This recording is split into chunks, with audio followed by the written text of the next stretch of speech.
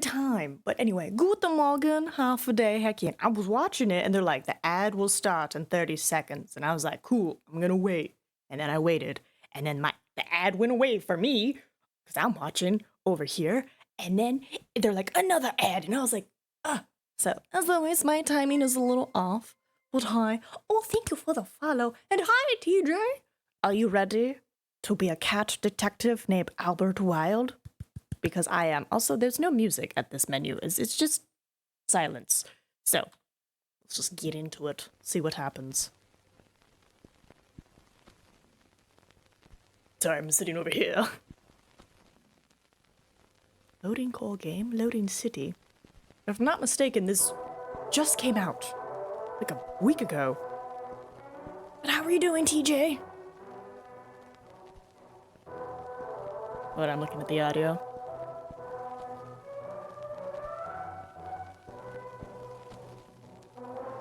Music's fine. But we must wait until they make noises with their mouths. I believe it's called talking. Daisy butts. Anya Banish? No, Banshee. Another night in the city. Ooh, do I have to click? I think I have to click. The kind of night where even the dark can't hide the crime.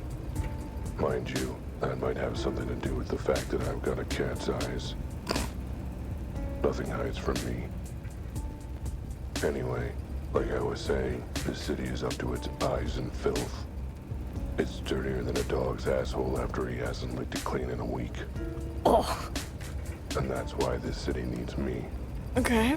Name's Albert. Albert Wilde. I'm a private eye. I'm the cat you come to when you need justice in this town.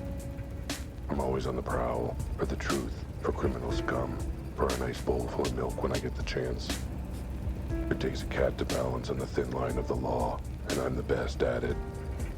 I'll leave no stone unturned, no question unasked, no butt unsniffed in my hunt for justice. Unfortunately, the thing they don't tell you about being a private eye is it doesn't exactly do a great job paying the bills, especially when you piss off most of your clients. Point being, my wallet was emptier than my head after 5 bottles of whiskey. I needed to make a quick buck. Luckily, I knew just the guy to turn to for an easy payout. Okay. New quest added. Oh, it's like first person. Okay. And just to give you a recap of what this game is, essentially it's like, why choose this eccentric game? It's a 1930s noir-inspired sci-fi puppet mystery about a talking cat. Someone had to do it. This game is a fusion of comedy, film noir, detective mystery, science fiction, and narrative. It blends elements of a walking sim and interactive novel with a strong focus on humor. So, if you like cats, it's a win-win. Oh, this is... Hold on, can I, like, pick up stuff? Can? Can? 'Tis a can. Just an empty soup can. Not even sure why I'm noticing it right now. I had to hold E. It's like the hand of some uncaring god just made me look at it. Hey. You know? Jimmy, how's it shaking? Looking good enough to eat. Not cool, Al. Not cool. Well, I thought it was funny. You and every other cat in this city, pal. Been coming to Jimmy's newsstand for years. Not for news, but for other business. I don't think he likes me much. He must be intimidated by my brilliant intelligence. Yeah, I'm sure. Either that, or the fact that I'm a cat and he's a bird. It's hard to tell with these things. Anyway, you ain't got time to chat. Boss been asking for you on the regular. He has? Aw, he missed me. Wasn't that nice of him? Look, kid, I ain't getting involved. Just saying, Rudy wants to see you pronto. Suits me, I needed to see him anyway. Is he in the back? Where else would he be? Just head in. I'm washing my claws of this. Oh! Oh, I was not expecting that. I thought this was the entrance. Hold on. No getting in here. Market's closed and locked off till morning. Alright, well, I am the uncaring god, apparently. So let's check out newspapers. If you want to read the news, you better pay up. I ain't running a library here, pal. All right, Jimmy, I'll see you around. Ooh, can I get some bottles? Nah. Is that a moose? What's up, man? What up, Rudy? How's it going? There he is, Rudy. No matter what happens, he's always here, always reliable. You, where's my money? Rudy, my old buddy, old pal. I need your help. Where's my money? His hands are doing a little thing. Darn, I'll get your money and more to spare. When? Soon. I just need to put another 100 on my lucky horse first. Again? Yeah, I got some bills to pay and I figured this was a good way to get the money. Oh, you did, huh? It's a great way to get the money. Low effort and, best of all, absolutely foolproof. Is there a better way to earn some dough than gambling with a sketchy back alley bookie? Maybe not, especially when his hands are going through each other. It's okay, he's a magic moose. Another 100, huh? And how are you going to pay for that, buddy? I figured the same way as normal? You know, with a loan? From you? And the 2,000 you've already borrowed?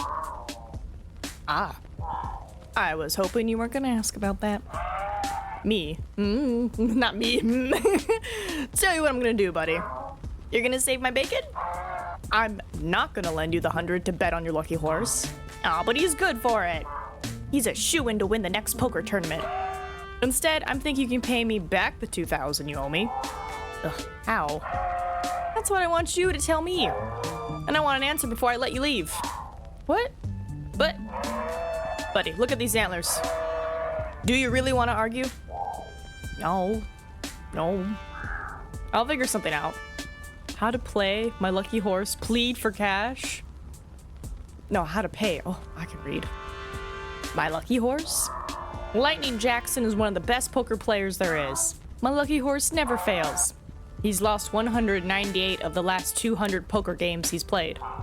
Sure, but that just means he's saving up his luck for a big win streak. I can't believe I'm saying this as a bookie, but that's not how luck works, bud. Come on, he's a shoo-in to win this time. Can I get one more loan? Me and my antlers say nay. Okay. So how the hell do you expect me to get the money to pay you back? I don't know. Maybe try getting a real job for once? Do I look like some kind of wage slave to you? I'm not about to work for the manimal. My antlers say you don't have room to be picky about how you make my dough. Don't you mean how I make my dough? Nope. I said what I said. Your money is my money. Now get on it. Plead? Rudy, I get it, but I really am broke and I need cash quick. I got bills piling up, the rent's due, I've got 10 new parking tickets. I missed the part where any of that was my problem. Come on, man, I need something. If not 100, maybe a 50? A couple of 20s? All right, you got me. I'm willing to lend you, yes, $1. A buck! That's it! Yep. Now, what I want you to do is take that dollar, go buy a newspaper from Jimmy, and use it to look for a real job so you can pay me back. What?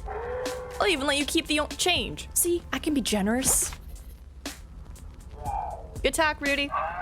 Whatever, get out of my antlers. Okay then. Bye, Rudy. Oh, what's this? Bed. So this is where Rudy lays his antlers every night. How does he fit? You know, I'd have thought a successful bookie like him could be able to afford better digs. Maybe I should rethink my assumption that Rudy's a successful bookie.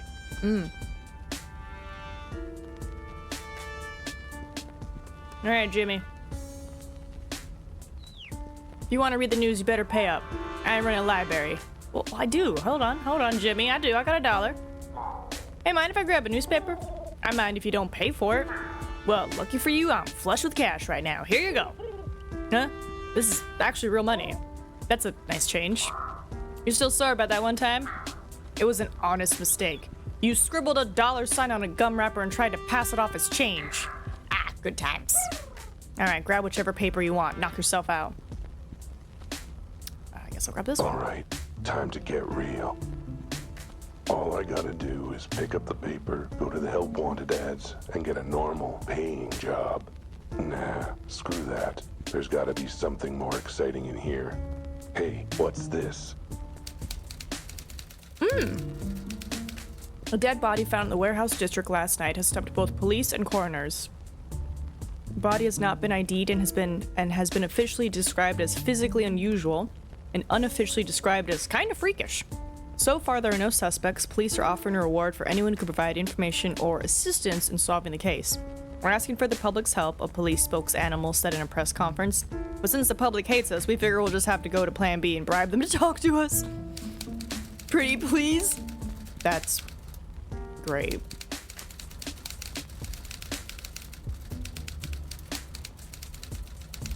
I didn't know they were going to do it. Sometimes they don't read the whole thing. A mysterious case and a reward.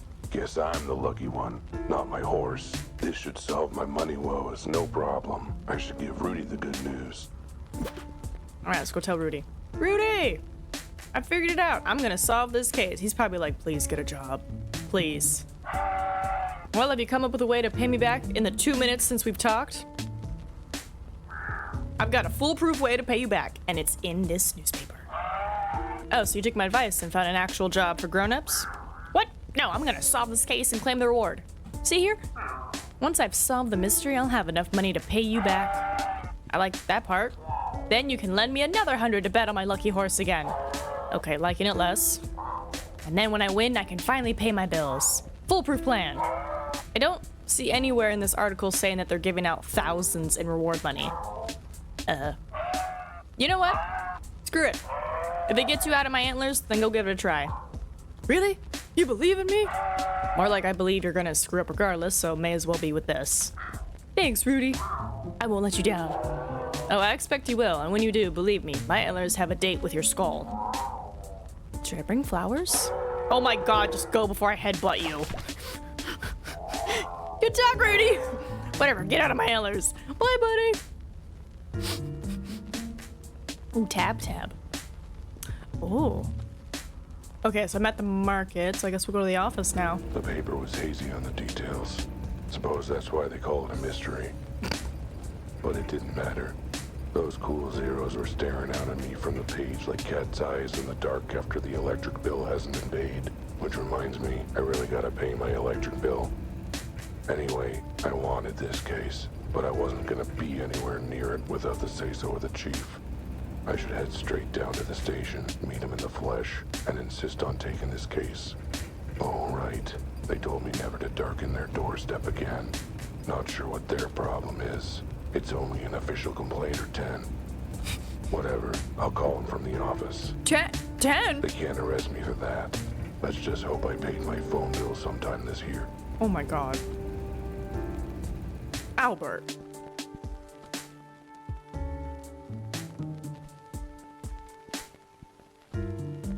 Sorry. This layout reminds me of another game. I'm getting confabulation vibes. The wallpaper's coming off.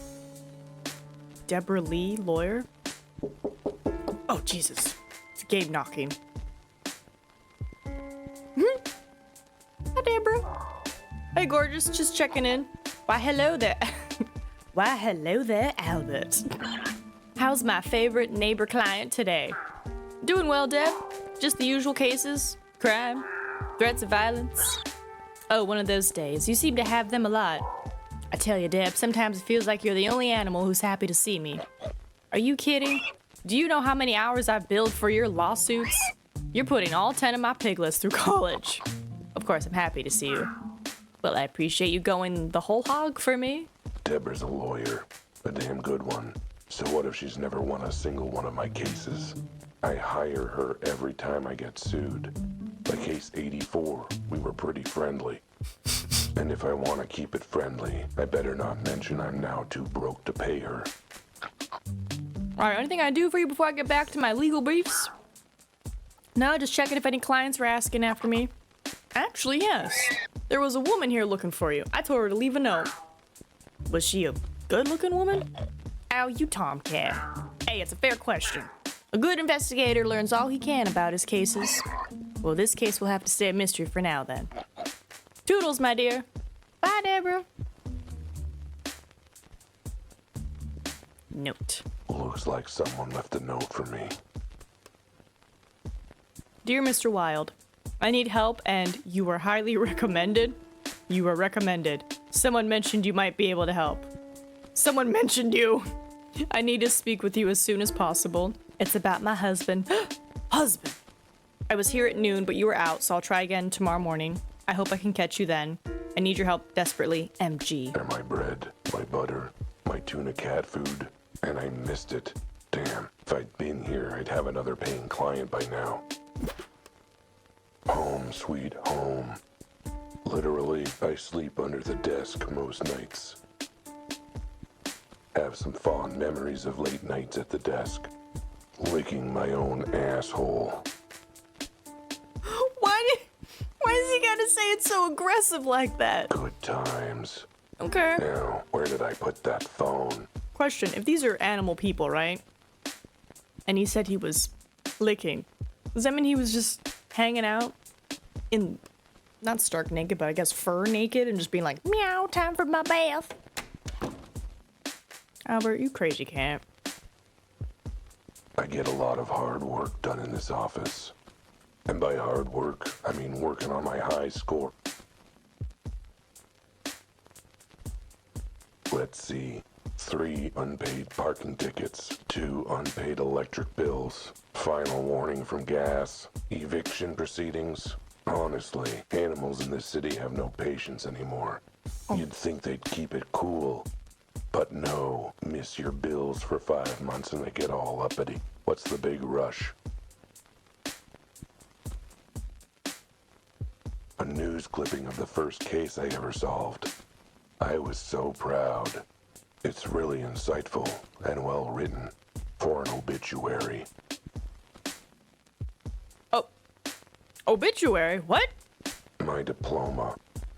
Proof of my biggest accomplishment. So much blood, sweat, and tears. Sorry, does that say elementary school? What? But now, there it is. Albert Wilde, graduate of Paw Prince Elementary School. Wait. My trusty flashlight.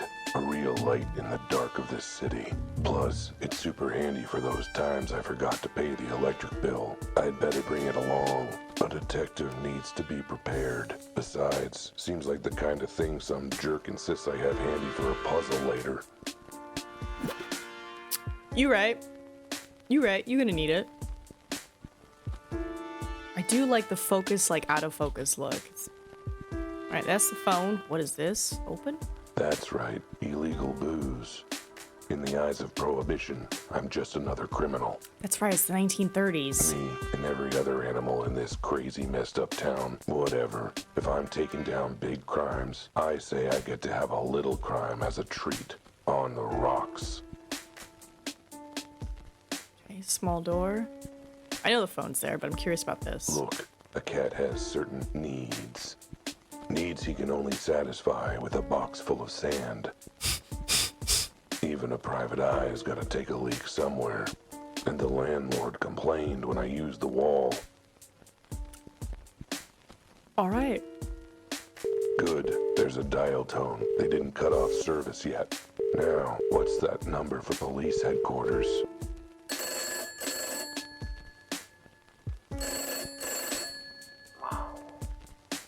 Chief? It's me. I wanted to... Albert? It's Albert? Yes, that Albert. Hello? Hello? Huh. Must have gotten disconnected somehow. I should try again. Second time's the charm. Come on, pick up. He's not gonna pick up, is he? Chief, might want to check your connection. Our call got dropped somehow. Anyway, I'm calling about the case. You know, the case. The case in the newspaper. The warehouse murder. The one that's offering a reward?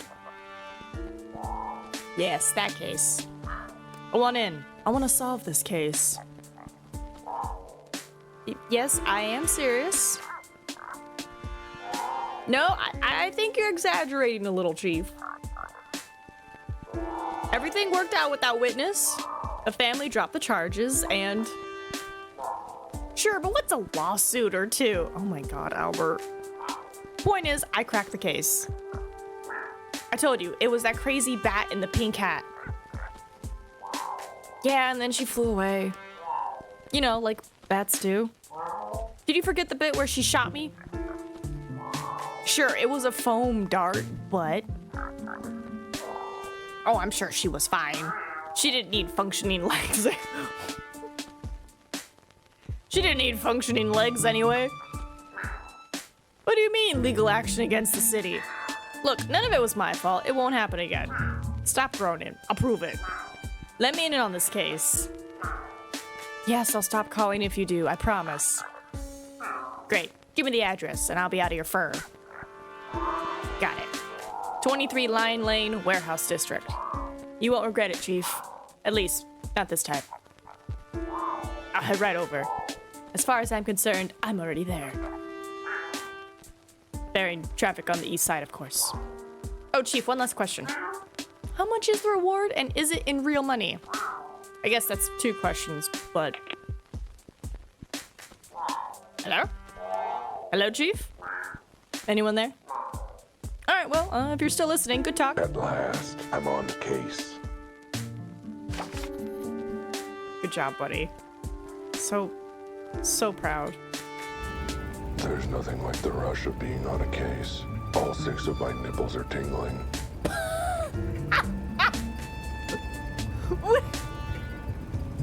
Oh, God. Is that how many cats have? I thought they had 8. I guess they have 6. It was a close thing, me taking this case. Uh-huh. But it'd be rude to say no when the goddamn chief of police is begging you to help solve it.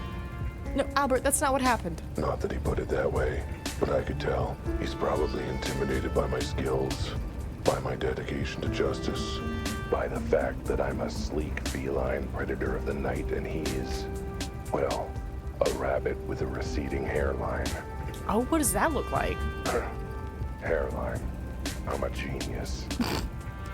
At any rate, this case sounded like one of the weird ones. The body, it ain't normal. But then, what is normal in this jungle city of ours? Oh, look, a regular woman went by. That was deep. I should write that one down. This case had me heading to an abandoned warehouse. The scene of the crime. I stepped out of the car and took a deep whiff of the night air.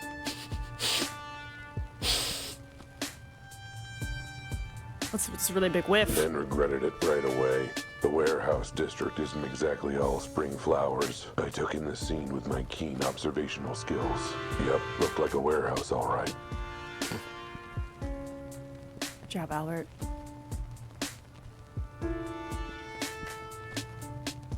Oh, who we got over here? Is that a hippo? What's up, officer? Sir, this is a restricted area.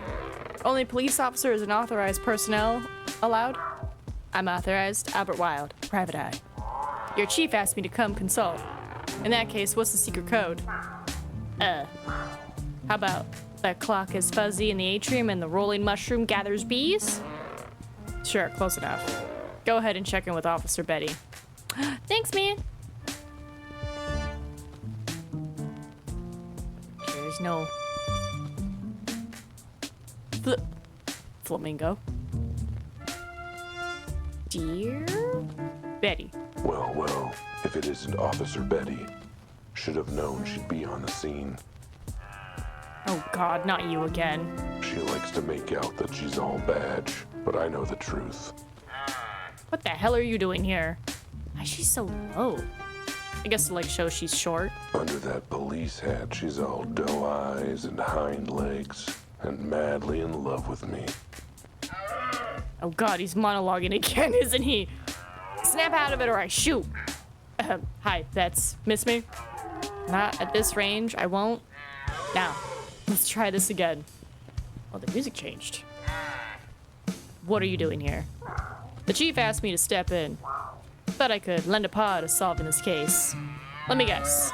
You saw the reward and begged him to let you in on it. Pretty much, yeah. And he agreed? Did he forget that you ate one of the witnesses last time? I still say he wasn't being straight with us. I know a rat when I smell one. He was a rat, you idiot. Well, yeah. But still, I knew. I've got an instinct, you know? I do, a good one, too. Leads me right, almost as often as it leads me wrong. Think of the paycheck, Betty. Think of the paycheck. What was that? Fine. If the chief says you're on the case, then I guess I'll have to work with you. Good. I'm looking forward to working closely with the... Don't even think about it, Alley Cat. The body's through the door there. Oh. Fair warning, though, it's a weird one. Really, really weird. Well, we'll look at that in a second, Betty. Pieces of shattered glass. Looks like it came from a window. God, unsmart. The pattern doesn't look like your regular break and enter. Too much spread. If I had to guess, I'd say the glass got blown out. Okay, good. Hello, Flamingo? Francis? Excuse me, sir, I have some questions about the case. Sorry, my mama told me not to talk to strangers. I'm not a stranger, I'm working this case. Sounds like something a murderer returning to the scene of the crime might say. I'm not a murderer either. Look, could you just tell me? Sorry, babe, but until I get the official police, okay, my break is sealed. My beak is sealed. Alright, sorry, I'm reading your stuff. Manhole. A closed manhole cover. Alright, let's go look at the body. Okay, we've had a deer, a hippo, a rabbit, a pig, a flamingo. What would be considered a weird body? Is it like a slug? Whoa. Place looks like a bomb just went off. Maybe an explosion. But there's no evidence of heat or fire. No smell of smoke. No blood on the body. What is the body? Is it like a regular human? Let's see. That'd be kind of funny. No blood, no sign of injury, no burns or charred fur. He's just dead. Wait a minute. Why is it so small? The arms and legs. What is up with this body? Yeah, sucks. Whatever. The really big mystery is who or what this cat is. Where the hell do you see a cat this small in this city? Wait, like, is it an actual real-life cat? Like us cat? The hospital kitty-urnity ward? And those arms, legs, limbs? It's like a Meow-squerade cave painting. Never mind that. What is up with this body's head? Those perky ears? That handsome face? I'd know it anywhere. It's my face. Wait, is it a mirror? Wait, what? I mean, 99% my face. There's a few differences, but my face. Is it just a house cat? Albert? Oh no. Albert? I think we're having an existential crisis.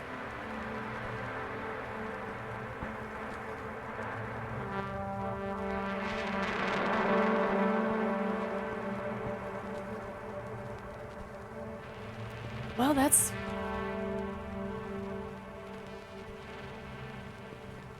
Whoa. Okay. That was weird. Is weird. Weirdness is definitely happening. Okay, Albert, calm your 6 tits. Take a breath. Lick your butt and focus. You're an investigator. Time to do investigating things. I don't even get to see the body. I think it is. I think it's a regular house cat. Like, regular for us, but I guess not for them. And yeah, still creepy that its head is almost exactly like mine. Alright, let me see if now you'll talk to me. No, I'm not saying a word until I get the go-ahead from an officer. Alright. Betty, can you tell Francis? What the? I told you, one of the weirdest cases I've ever seen. What's with his face? I know, horrifically ugly, isn't it? It's my face. Like I said, never mind. Just break it down for me. What do you know so far? Not much. Why do you think we're desperate enough to ask you? Let's start with the basics. Any ID on the victim? Nope. Cause or time of death? No idea till we hear from the coroner. Suspects? Not a one. Well, geez, what do you have? That flamingo over there. Huh? He found the body late last night. Apparently he heard something strange. Other than that, yeah, he's basically the only witness we found so far. Wait, so the body was found last night? Uh-huh. And the witness is still just hanging around 24 hours later? Uh-huh. And you're still hanging around 24 hours later? Uh-huh. And the scene hasn't been cleared 24 hours later? Uh-huh. What's your point? Why is everything still here? Plot convenience? Yeah, that makes sense. What the hell is up with the body? I know, right? It's got us all spooked. Is there a reason it's naked? It came like that? And what's with those little arms and legs? The coroner guessed that it doesn't walk. It crawls on all four. What animal doesn't walk upright? An animal after 5 shots of whiskey. That's fair. Anything else you can tell me? Well, it's male, and it's a cat. Brilliant policing, our tax dollars at work. Hey, you've got to admit, he's not an average cat. We had to confirm. Any reason he looks almost exactly like me? Does he? I didn't notice. Maybe that's just your vanity talking. And there's no sign of any blood at all? Nope. And no sign of burns either. But the autopsy will check for any internal causes. Dang, I was hoping for a blood trail straight to the killer.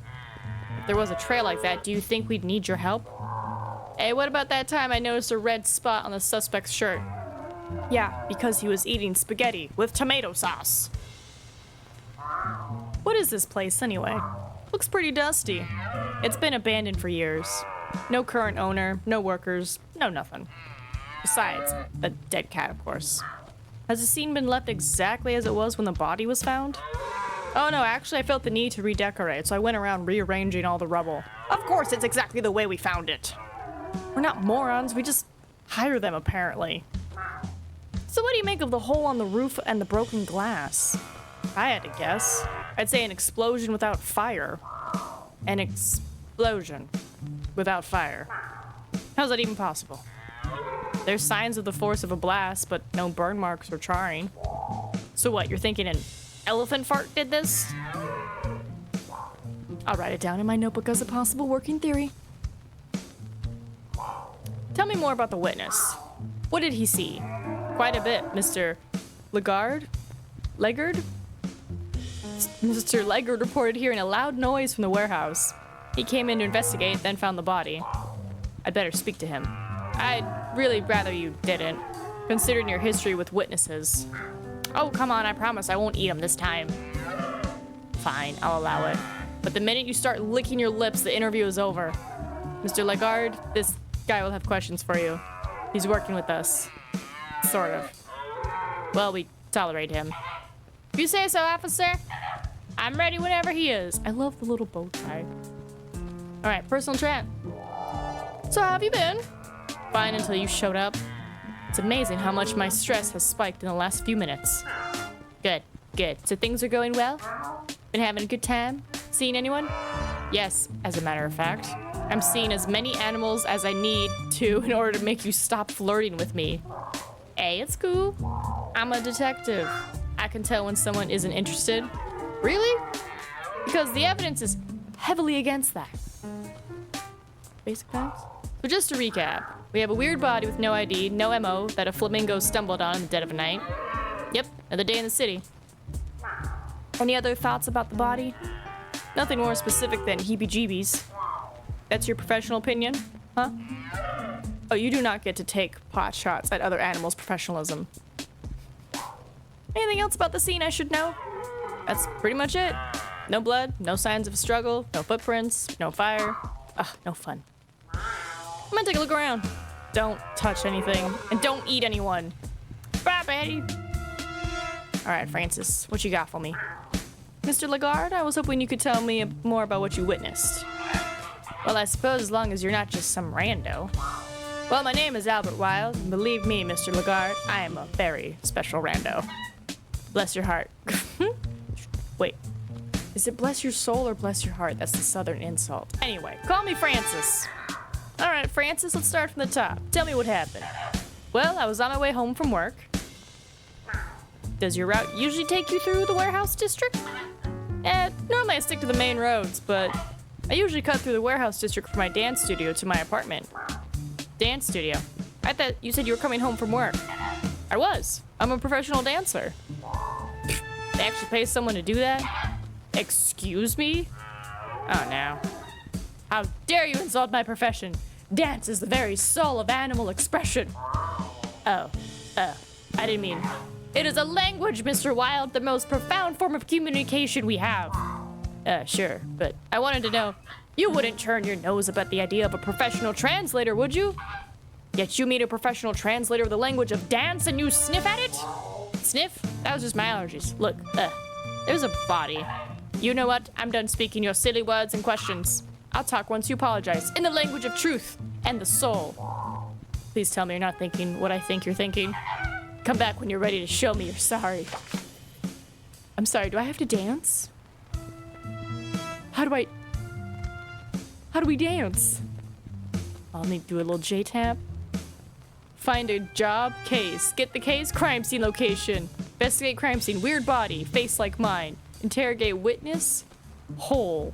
Maybe I have to talk to him, and maybe I'll be like, I'm ready to dance. Look, Mr. Lagarde, Francis, I feel like we got off on the wrong foot. Psst, zip it unless you're willing to step forward onto the right foot. Let me get this straight. You'll forgive me if I dance. I'll forgive you if your dance expresses the deepest depths of your regret. I won't be holding my breath. Apologize, demand answers, dance. You know what, chat? We're gonna dance. Okay, I was a jerk, I admit it, and I'm willing to suck up my pride to show it. Oh? You want me to apologize in the language of dance? Then here it goes. Look at him go! Good job, Albert. Good job. It's a very good apology dance. Wow, no music really accompanied it. He's just doing it. He's just wiggling. Was that good? Good enough, Francis? All right, apology accepted. Oh my God. Did I communicate sincere regret and atonement in the language of dance? More like you communicate that your hair is lucky and you washed it in soup. Look, I'm bad at other languages, okay? Even dancing. Actually, mostly dancing. Obviously, maybe you should take lessons before you try communicating again. Lessons, huh? That's not a bad idea. And I know just the person that can help me. But then there's her husband. Maybe I can drive over and park in the back alley. Wait.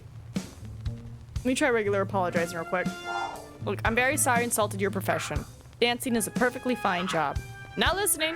That takes a lot of skill and dedication, and I was wrong to blow that off by not listening. I'm trying to apologize. Blah, blah, blah, blah. You're apologizing words? Words are meaningless. Only the movement of your body can communicate your sincerity and growth. Can I just say, sorry you were offended and get on with my life? Nope.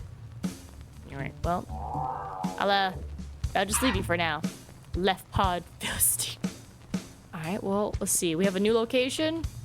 Yeah, dance studio. When you're as dedicated to justice and the truth as I am, you sometimes put your paw in your mouth.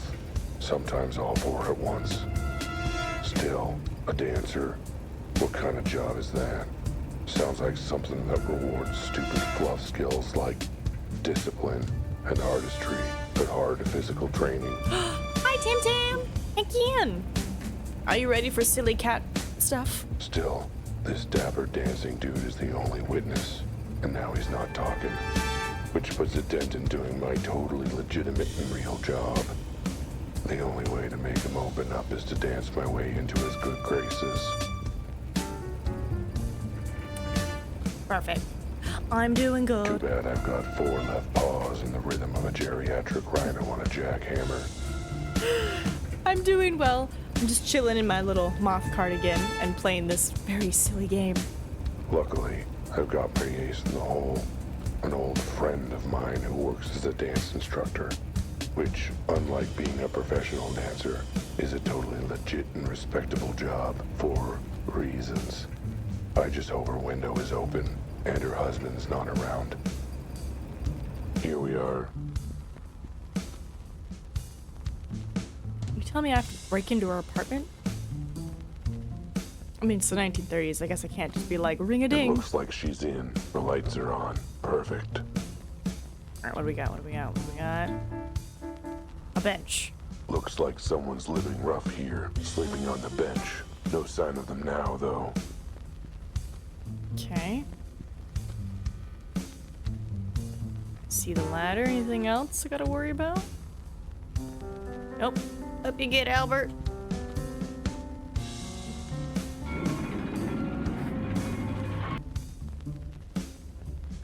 Yeah. Well, shout out to your printer, man. Doing all the work he can.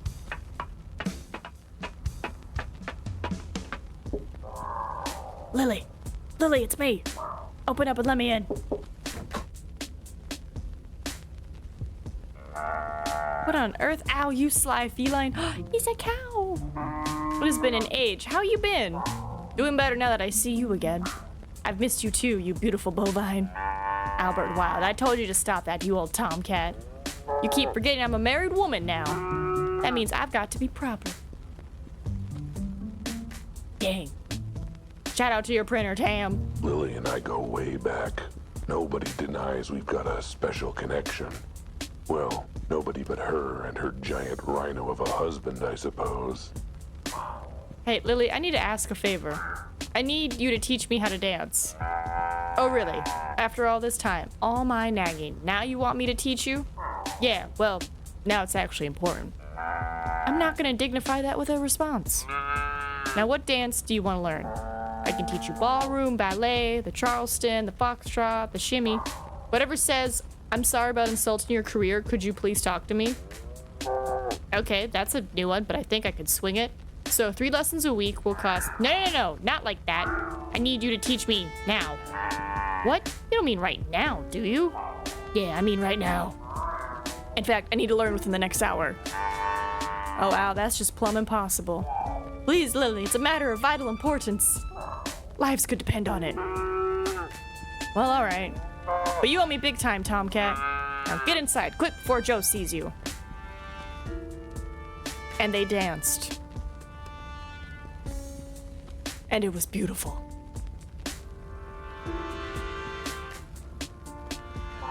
Well, I've done the best I can. The rest is up to you. Thanks, Lily. You're absolutely bovine. Oh, you. Bye, Lily.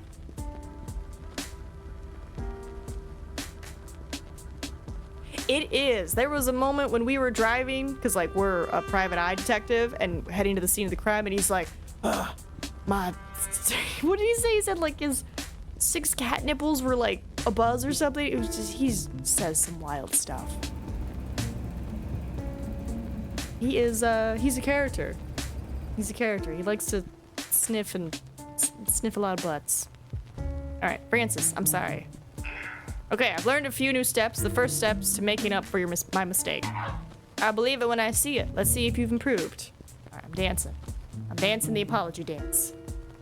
Don't worry, this is a flamingo. He's a dancer. And behind me, there's a deer who's a cop. Oh, dang! Oh, snap! Look at him go!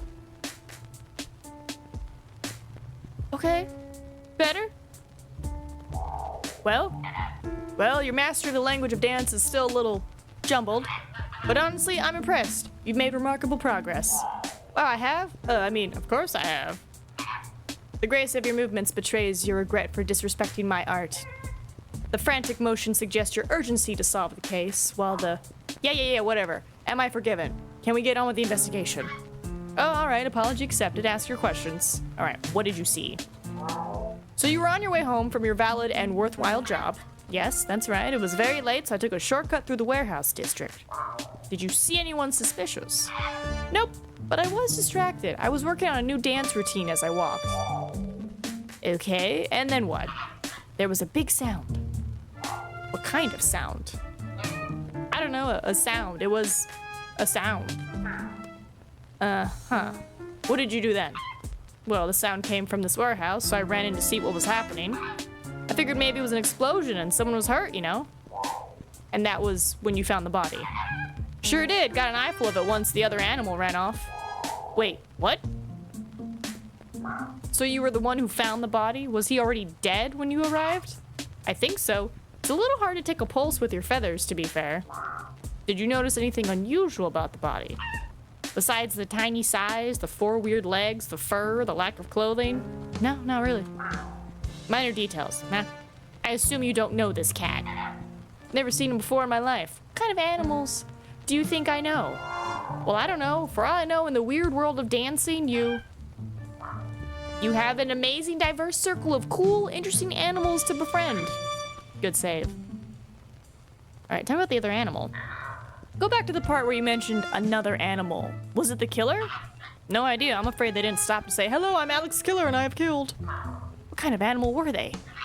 No idea. I got a bit distracted by the very distracting Bahati behind them. All right, let's take it step by step. What were they doing when you first saw them? Taking something off the body, I think. I didn't see what it was. I yelled, hey, or something like that, and they turned and booked it. Where to? Into the sewers. The manhole cover was open when I arrived. But the manhole's closed now. Oh, that was me. I didn't want to put up with sewer stink during my shift.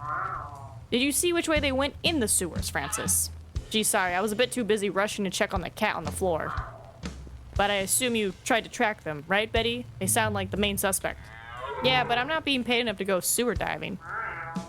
Well, lucky for you, I'm broke, so any pay will be enough to go sewer diving. All right, tell me about the sound. Could you describe the sound you heard? Not easily, no. Just tell me what it sounded like. That's the thing. It didn't sound like anything. I've never heard a sound like that. All right, then just tell me what you heard.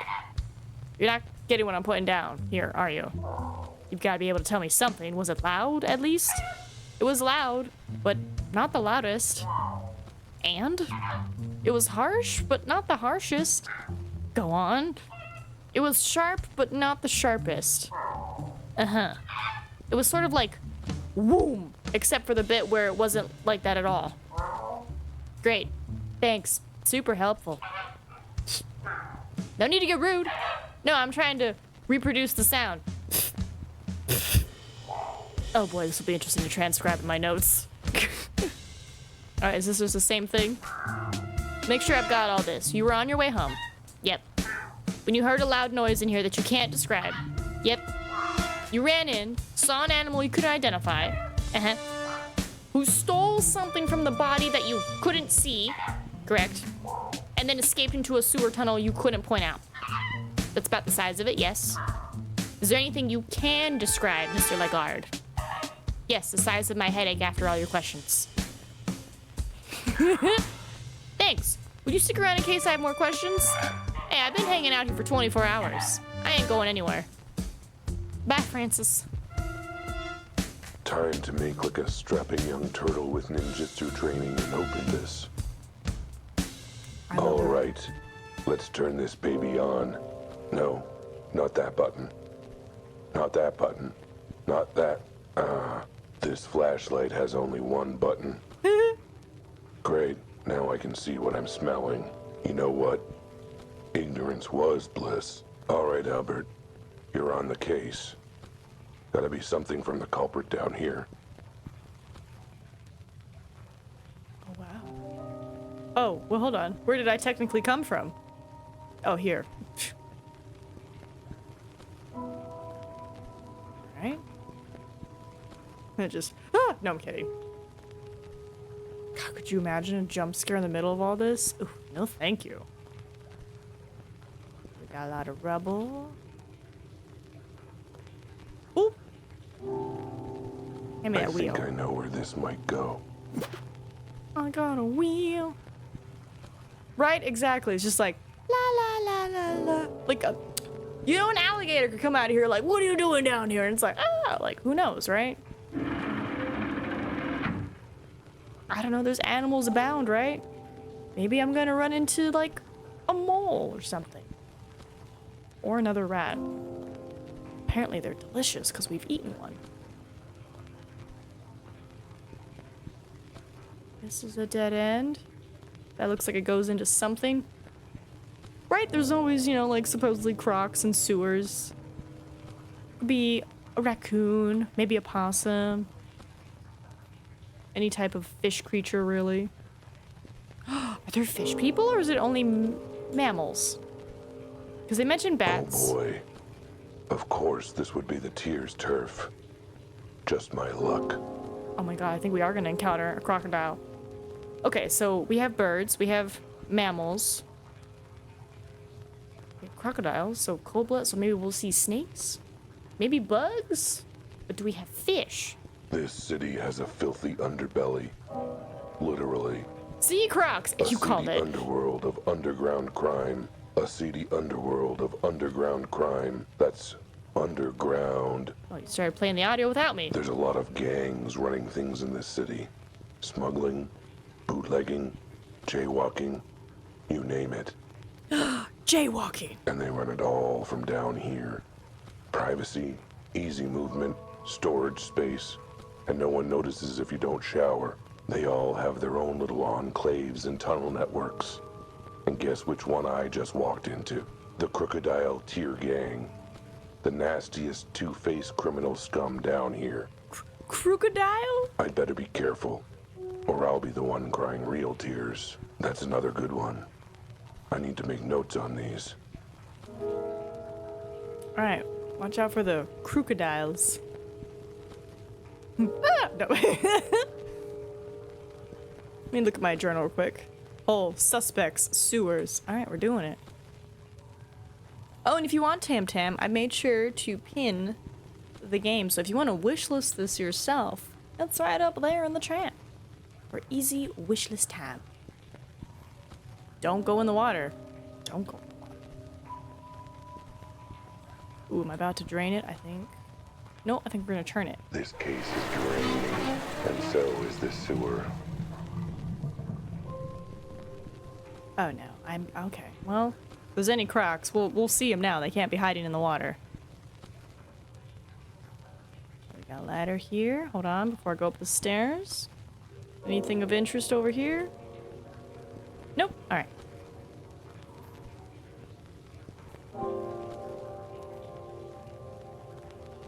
Can I lower it for future? Nice. You know what? I'll leave the water out. Oh, no, I think I have to hit it again. Seems like the sewer's got a soft spot for cats.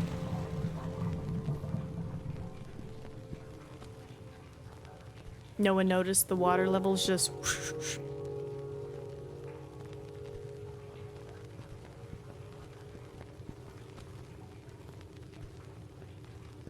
Alright, no crocodiles yet, so we're doing good.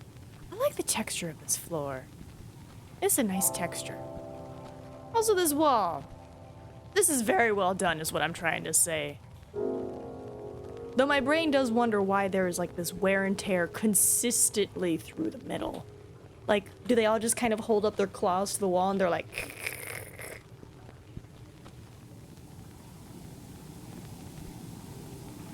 Okay, we got something over there. Something over here, so I'm betting I gotta get that. Oh, water.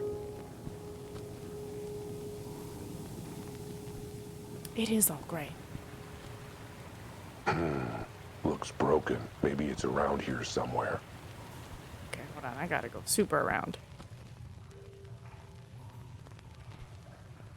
There's a light on over here. Hello? Oh. I hear thumping above me. I think I'm under a club.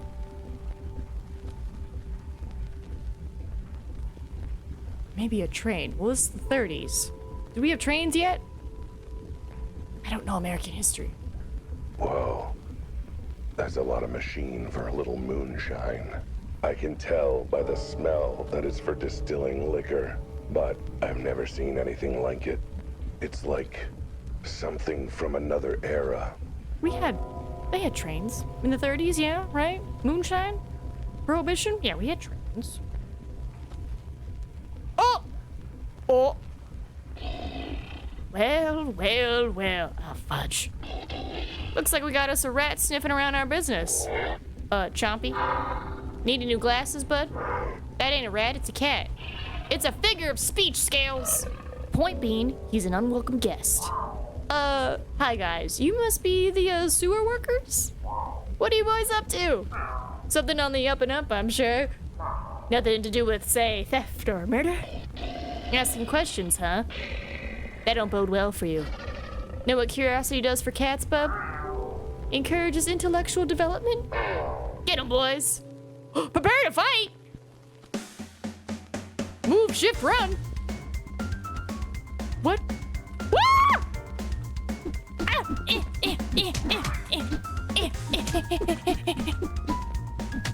Ah, block!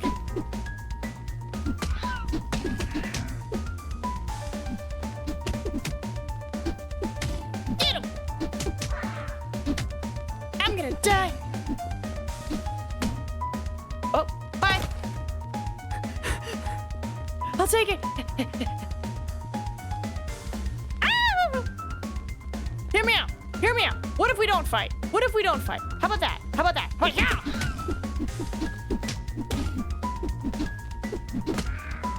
Oh, no. Okay. Okay. Let me try this better. Hold on, because... Right? This is defense. Oh, he only holds it for a little bit.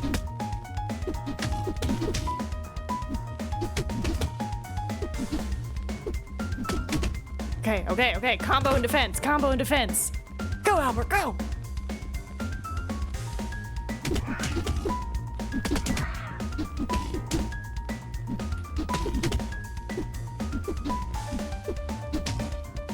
Nice. Oh, get in Locked there. as tight as the lid on that jar of mayo I've been struggling to open all month. Except, I guess for this, I can just find a key instead of wrestling with it. Okay. So I need a key is what you're saying.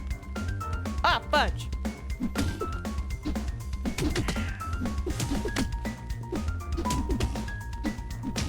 Okay. You're doing great, buddy. Where's the key? His pockets are full. Library card, medical alert bracelet, house key, sewer key. Wait, that last one would be helpful. Okay, go. I don't know if they're gonna like wake up, you know? It's open. Yay! What? Oh my god, there are bug people. Oh, it's Prey Mantis. Chompy? That you? How's the latest batch coming? Chompy's a little occupied at the moment.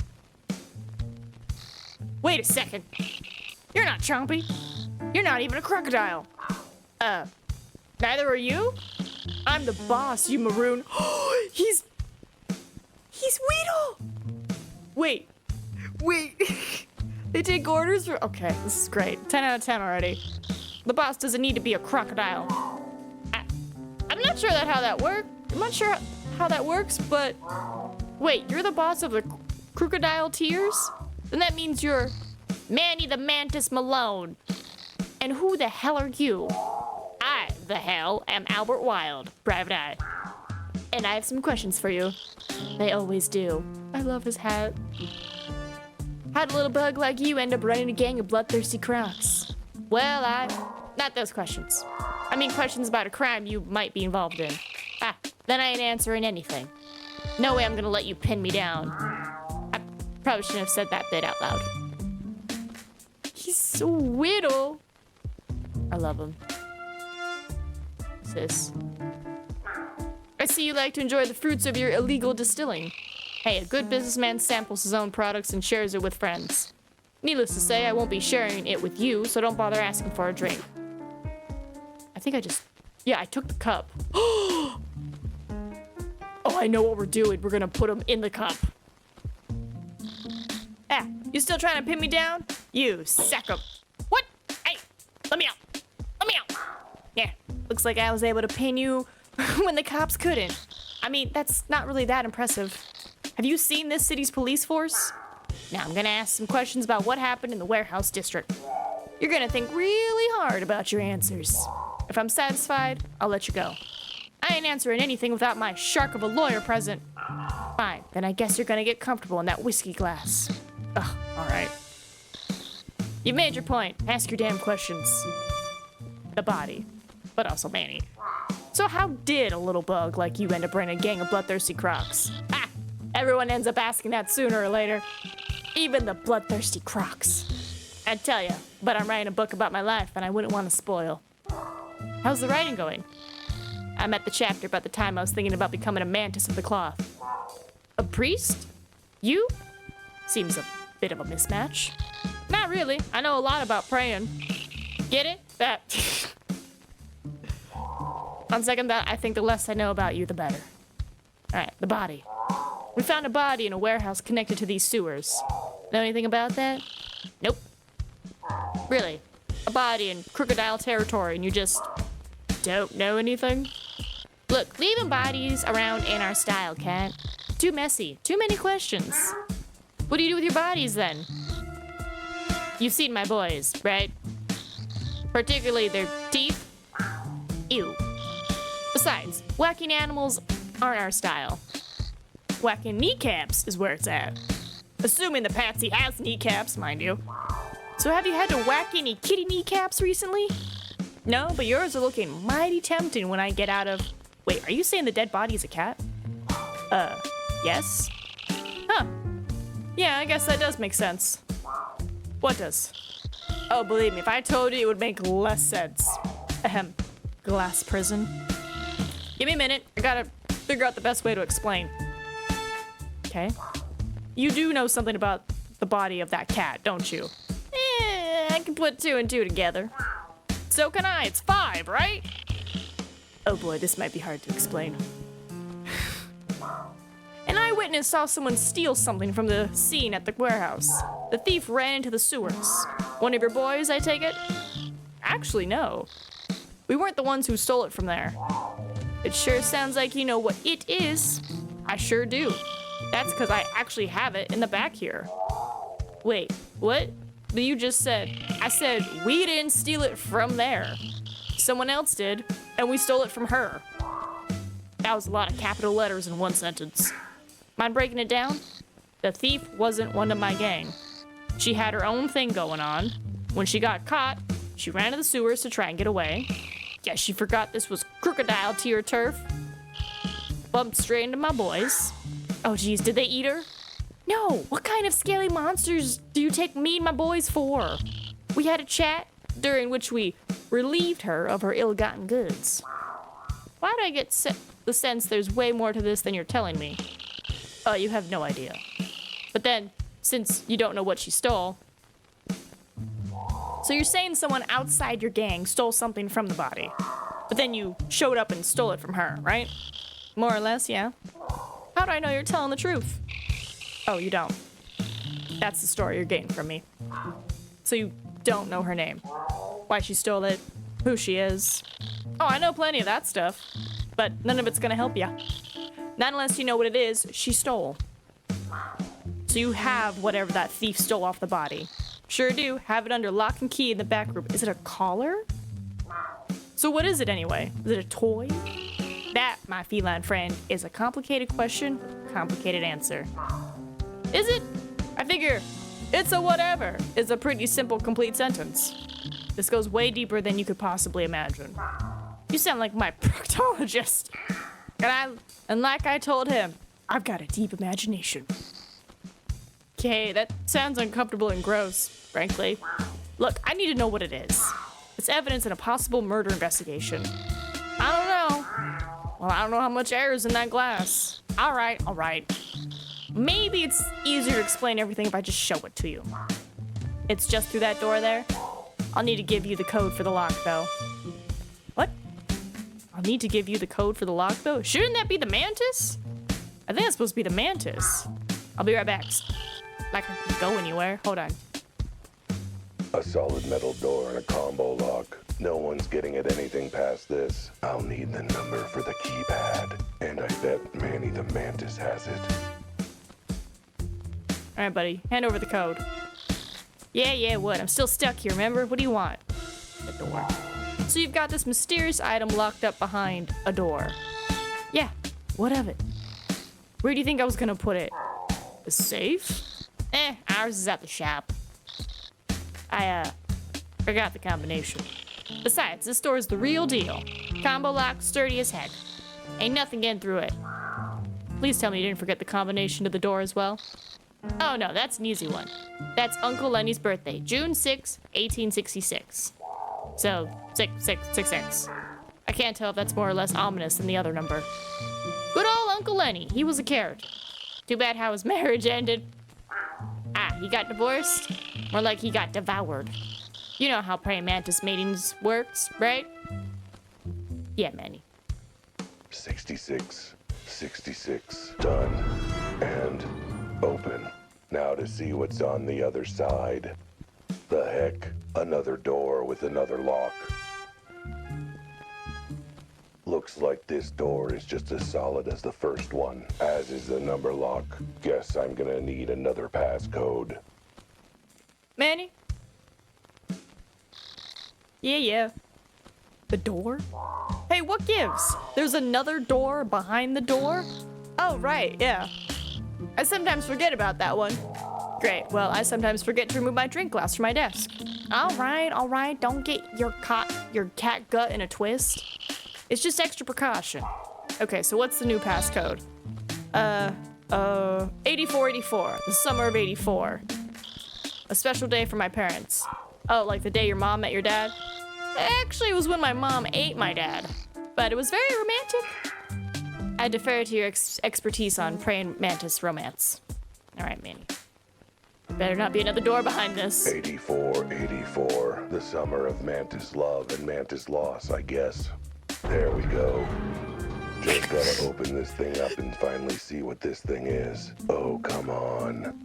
You know, it'd be great if the voice line, like, started as it was opening, and when he says, oh, come on, is when the door reveal happens. Oh, Manny. This is getting a little ridiculous. What needs this much security anyway? Man, even if this wasn't evidence for the case, I'd be curious and suspicious. Manny, please tell me it's just 3 doors? Yeah, what? I'm still stuck here. Yeah, buddy, the door. Okay, that's it. What is with the doors? There's a third one in there. Yeah. So, see, my cousin Vinny has a door repair and installation shop. Since we're family, he gave me a special discount. 3 doors for the price of 1. And you decided to put all 3 doors in one place. Hey, what else? Where else would I put them down here in the sewers? Whatever. Passcode? 1, 2, 3, 4. Let me guess. The day your grandma swallowed her second husband? No, I just blanked and couldn't think of a number. Thank you, Manny. Okay.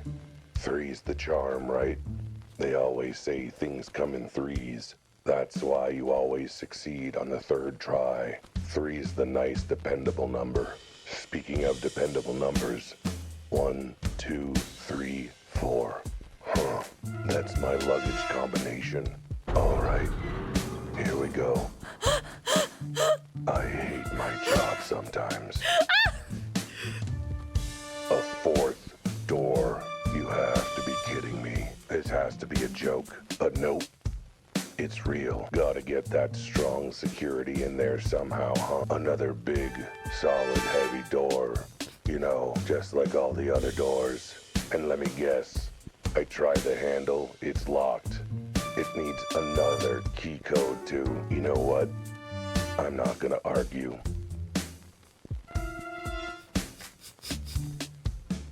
Manny. Let me talk about it quick. Just tell me what it is you've got, alright? No point beating about the bush. Cat, I'm a praying mantis. Hiding in the bush is what I'm good at. That's not the same expression, and also not the point. Look, it's just easier to explain once you take it out. Not to mention more suspenseful. Now you're getting it. 4. 4 doors. I thought you said your cousin sold you 3 doors for the price of 1. Then he threw in win an extra one as a freebie to family. I am this close to smashing your glass with a hammer. It's the last one, I swear. I just wanted to be sure this thing was safe. Fine, passcode, now. Oh, there is no passcode. What?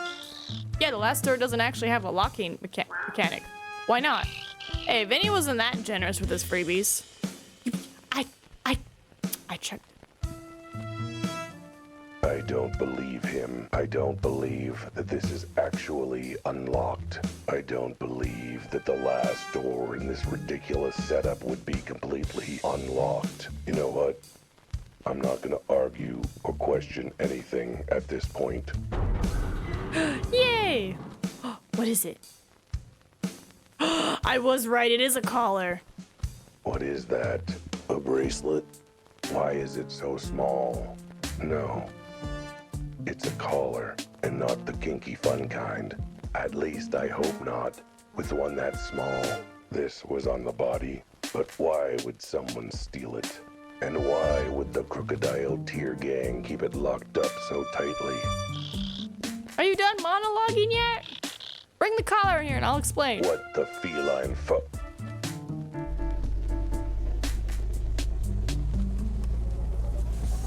Huh? Huh? Hello?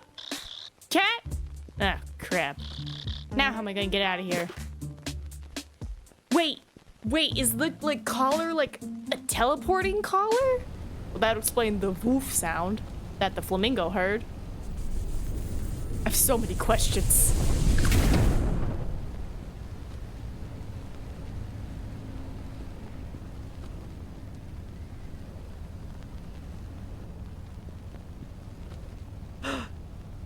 Maybe I'm in, like, where the cat came from. Maybe they're in our world. Out of time clock repairs. Okay. That was weird. Is weird. Weirdness is definitely happening. Either I inhaled a bit too much crocodile moonshine while I was down in the sewer, or grabbing that collar sent me somewhere I've never ever seen before. Looks very nice, to be honest. I like the view. I feel drawn here, somehow. But there's no time for sightseeing. I've got a mystery to solve. More than one, really. And besides, I've got things I have to find.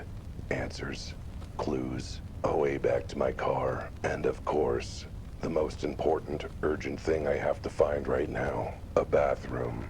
I forgot to go to the little litter box room before leaving the house. What's that shop?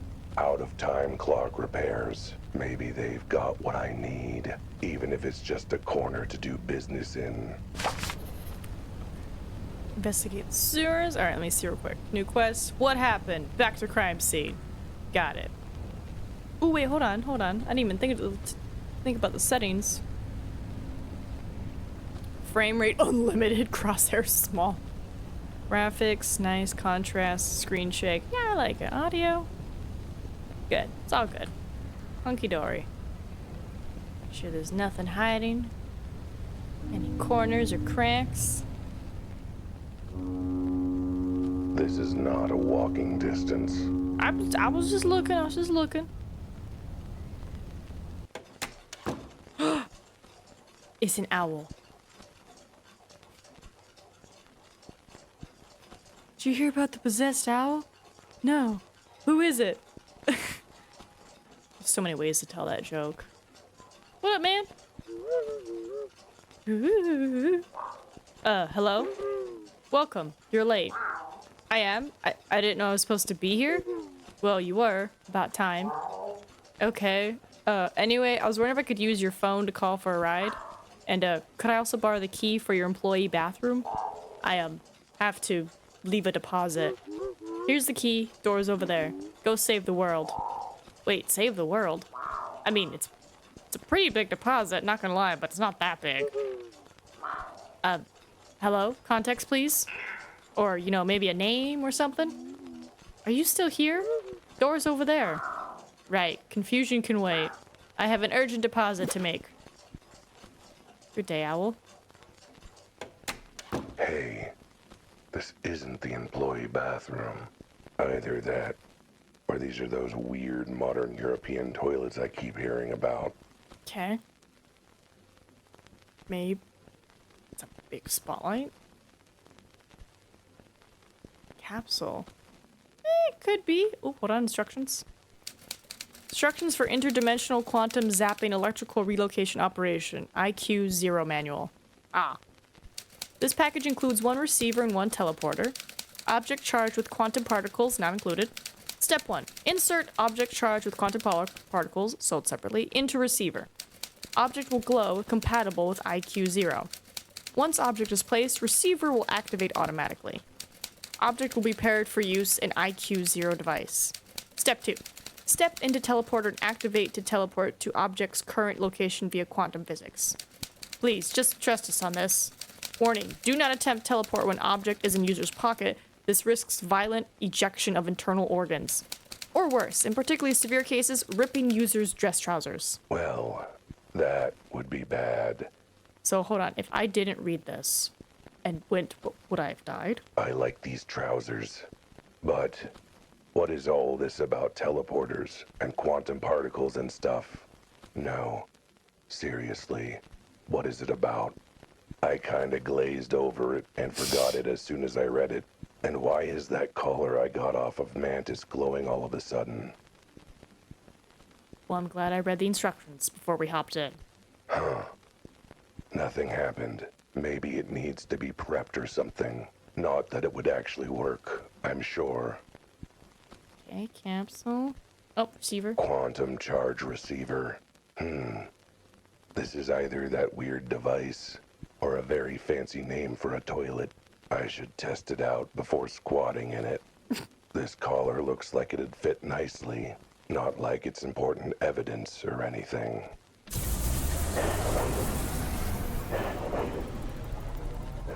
Well, this game took a turn. I see what they meant by sci-fi. If those instructions were right, this collar's now paired with this teleporter or something. But who cares? It stopped glowing. This is a ripoff. Guess I'll hang on to it. Even if it's less cool. Still, at least I didn't try and use that machine as a toilet. Having that happen to my butt would be even less cool. On the other hand, at least I'd have, gotten to go. Okay, I think now we can go in. My own pocket. I guess teleporting to the collar's location is less impressive if the collar's currently in my pocket. Although, I bet it would look kind of funny. Either that or turn me inside out. Maybe I better not chance it. Fair. Well, where do I put it? Maybe I talk to the owl. Alright. Okay, I did it. And by it, I mean pairing the collar to the machine, not, going to the bathroom. Which I still need to do, by the way, rather urgently. Right, well, I don't know what all this was about. Yes, you do. It was in the instructions. You expect me to remember that? That was a whole 2 minutes ago. All I know is I did something with the collar, and now you can teleport to wherever the collar is. Wait, you're for real? You're not joking about this. Right, it was in the instructions. So can I use this teleport thing to teleport back to where I left my car? Is that where the collar currently is? Ah, good point. Well, in that case, I'm gonna need 2 things from you if you want me to save the world or whatever. First, I need your phone so I can call a friend to come pick me up and take me back to the crime scene where I parked.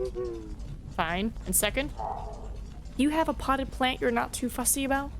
Because I have some urgent incoming fertilizer if you catch my drift. Well, I got to go. And then I got to go back. Well, this case sure has taken a turn for the strange. Got picked up by Deb. There's absolutely nothing normal about any of this. You all right back there, sweetie? Feel free to shove little Sammy's booster seat out of the way. Will do. Thanks. Okay. Almost nothing normal about any of this. What the hell is this collar? And why does it stink like my litter box after a bad night out? Okay. I suppose being kept in a sewer explains some of that. But still, what was that clock store I ended up at?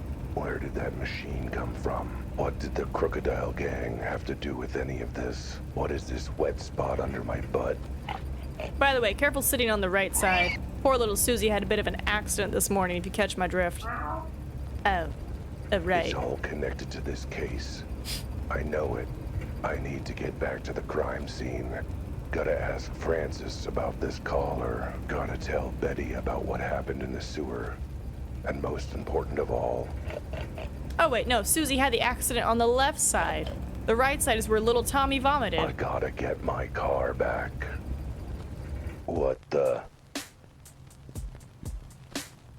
What's up, Hippo Man? I know I'd made some scathing remarks about how long the city PD took to finish investigating the scene, but I wasn't expecting them to take it to heart this much. That's the fastest I've seen a crime scene cleared since Don Capybara was totally not bribing the mayor. No siree. Either I've been gone longer than I thought, or something's fishy. And I don't mean my afternoon snack. New location revealed. Okay, hold on. Me. Talk to you. You again. What do you want? What happened? Where did everyone go? How long was I gone? A few hours, give or take? A few hours? And you finished investigating the crime scene in that time? I guess you could put it that way. What other way is there to put it? More like we decided we didn't feel like investigating anymore, so we stopped? Why? You didn't feel like investigating any further? Why not? I don't know. Bored, I guess? So, all of you just simultaneously decided, what the heck? This is boring. Let's pack up and go home? Yeah, that's pretty much what we did. Real nice of Chief to suggest we take the time off. The body of that cat, is it already at the morgue? We were gonna take it there, but crematorium was closer. Gotta save gas these days, you dig? Wait, you cremated it already? Isn't there supposed to be, I don't know, an autopsy or something? Or at least someone poking the body with a stick? Yep, there sure was supposed to be. Okay, but where's the chalk outline? You know, for checking position and all that nerdy stuff. Hey, graffiti is illegal. Our chief is serious about cleaning it up. Did you at least get a photo of the body before you took it away? I don't know. I'm sure someone did. Probably Betty. She's such a keener, that gal. Like, you actually mean she does her job? Pretty much. I mean, who does with that? Hold on, this is the 30s. When... I think photography was a thing there. Hold on. When were cameras invented? Like 18 something, right? Ah, yes, the first camera. Or the camera was invented over time by many people, but the first device that could capture an image was created in 1816. Okay, so there's cameras. I couldn't open the sewer grate again. Why not? Wait, you were the one who opened it the first time? Do you know how much it reeked up here? In the interest of public health, we sealed it off permanently. No more stink on our watch. Couldn't you have just closed the lid normally? Yeah, but this way we get to claim we're tough on cleaning up the city. Well, could you help me open the cover again at least? Can't, I'm on break. Okay, how about when you're not on break? Nope, then I'm off home for the night. Look, there's a gang hideout down there with actual real criminals and everything. Huh, sounds like too much work. Tell someone who cares, like Officer Betty. There was a bunch of broken glass on the ground here, wasn't there? Why'd you sweep it up? Safety hazard. Someone could cut their paw on one of those shards. Did you figure out where they came from? Failed attempt to put in a skylight for the warehouse. Duh. But the fragments look like they got blown out of something. Surely you traced them. Dust them for paw prints. Something. Ah, you're a funny guy. Betty says funny stuff like that too. Guess you must dig your sense of humor. I wish. The leggy guy, Francis, where is he? Oh no. Don't know. The guy was here earlier, wasn't he? Yep, and now he isn't. Funny how that works when you don't have any more questions for a witness, huh? Fair. So where can I find him? I assume you got a phone number or address? Some way to contact him if you had any follow-up questions? Oh yeah, that probably would have been a good idea, now that you mention it. Oh boy. I want to check Betty, I suppose. She's always on top of that kind of thing. You know, actually talking to witnesses and stuff. Fine. Can I talk to Betty then?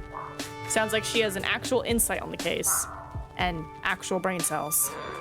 The chief ordered her back to HQ to handle some urgent police business. Aha! You mean a line of investigation that might blow this case wide open? Nah, he's got her shredding files and organizing the annual picnic. Important stuff. If you want to talk to her, check her office back at HQ. Based on the stack of work the chief gave her, I'm thinking she should be there for the next, 7 years. Well, thanks for being utterly unhelpful. You're welcome. All part of my tax dollars at work. God dang it. Body's been removed, along with the jaunty little chalk outline they're supposed to draw around it. Floor's been wiped clean. Damn it, what am I supposed to crouch over looking pensive now? No respect for the art, I swear. You'd never know there was glass here. Looks as clean as my butthole after 6 hours of licking. Whoever's cleaning up this crime scene, they should be cleaning up the streets. Literally. For a hot second, I thought he was gonna say they can clean my butt. I don't know why, but I was like, ooh, but no, it's the streets. They still haven't swept up the glass on the sidewalk from that time my client, helped me through that window. And that's apparently been sealed. So does that mean Manny's gonna suffocate? No, I think his gang will help him, right? Looks like the cops wanted to put a lid on the stink of corruption wafting off of this case. I mean, it was pretty stinky. Not gonna lie. Well, if I want to go ask the mantis about the collar, I guess I'll have to pop this open again and head down there. Trying hard to open. Whoa. Okay, new plan. I guess I'll not do any of that. Ugh. What did the cops do? Glue this lid on? Wait. That's exactly what they did. Huh.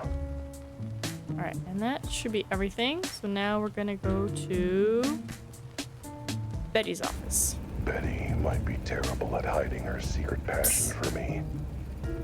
But one thing she's not terrible at is her job. She's vaguely passable at it, which is better than most animals with a badge in this city. If any of the cops can be useful, it's her, if nothing else. I know she won't turn a blind eye to crime on the streets. But sir, we barely even begun. I didn't even get to start knocking on doors and making myself obnoxious. No, not for the annual police ball fundraising. We're asking about the loud noise last night. You know, from the case. If I could just... Sir, never mind. How could today get any worse? What's up, doe eyes? I need to stop asking questions I don't want the answers to. Hi. This is a very silly game. At one point, he commented about his 6 nipples quivering with excitement. And he likes to talk about licking his butthole a lot.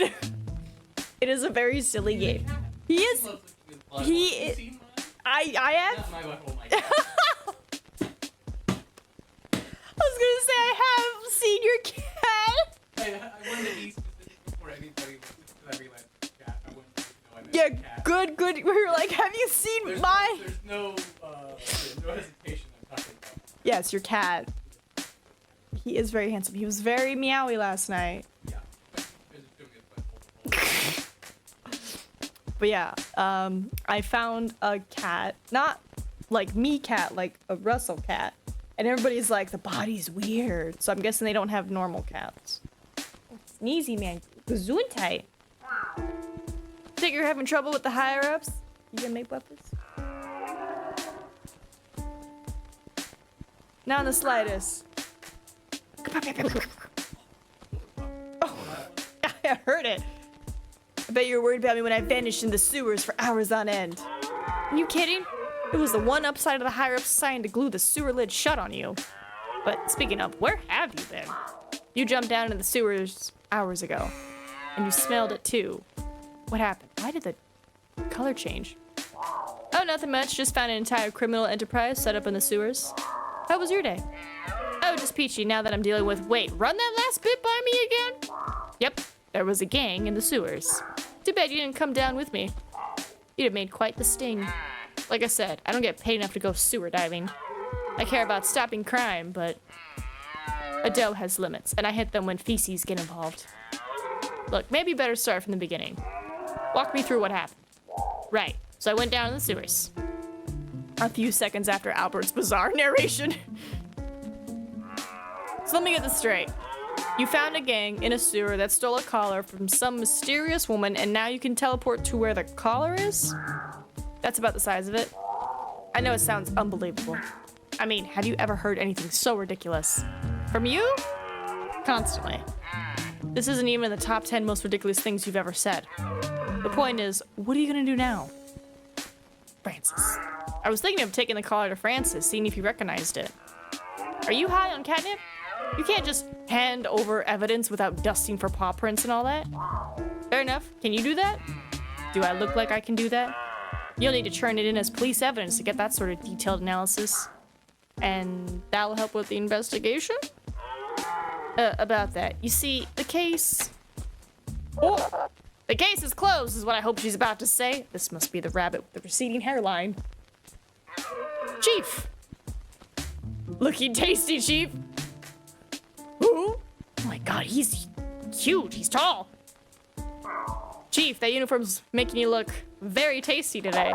I'd be flattered if that weren't coming from a cat. I was just coming to tell Officer Betty here one last time that if she insists on pursuing this ridiculous case any further, she's off the force for good. But Chief! No buts. It's just an accidental death. A slip and fall. I'm not about to waste time and resources on a mere accident. A mere accident with an unexplained body, imploded glass, and potential gang connections? What was that, Cat? Oh, nothing. Just one thing. The most important thing about the case by far. Will you be paying my reward money by cash or check? What? Why should I pay you anything? Well, I investigated and you cracked the case. You didn't say anything about them having to be related. Forget it. There's no case and there's no reward. Go back to your litter box and stay out of police business. Well, that's that. I suppose that you're done too, now that there's no money on the table. You kidding? Not a chance. I'm not giving up until I get to the bottom of this. What? But why? For justice, to solve the mystery. Gotta be black material somewhere to impress you.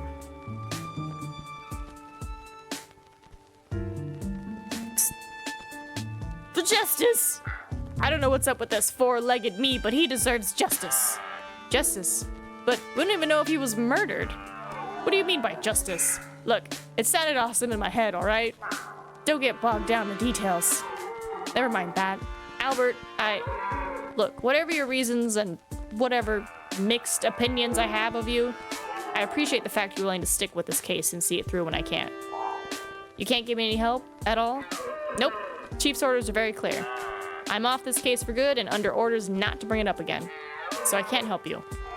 For example, I definitely can't tell you that someone ordered forensics to stop what they were doing, or that what evidence we did get was stuck in a box in the police archive. Then why are you telling me? Oh, I get it. Took me a minute. That's one really tough code to break. Uh-huh. Any other ways I can not help you? I need to go and interview Francis again, but I don't know where he lives.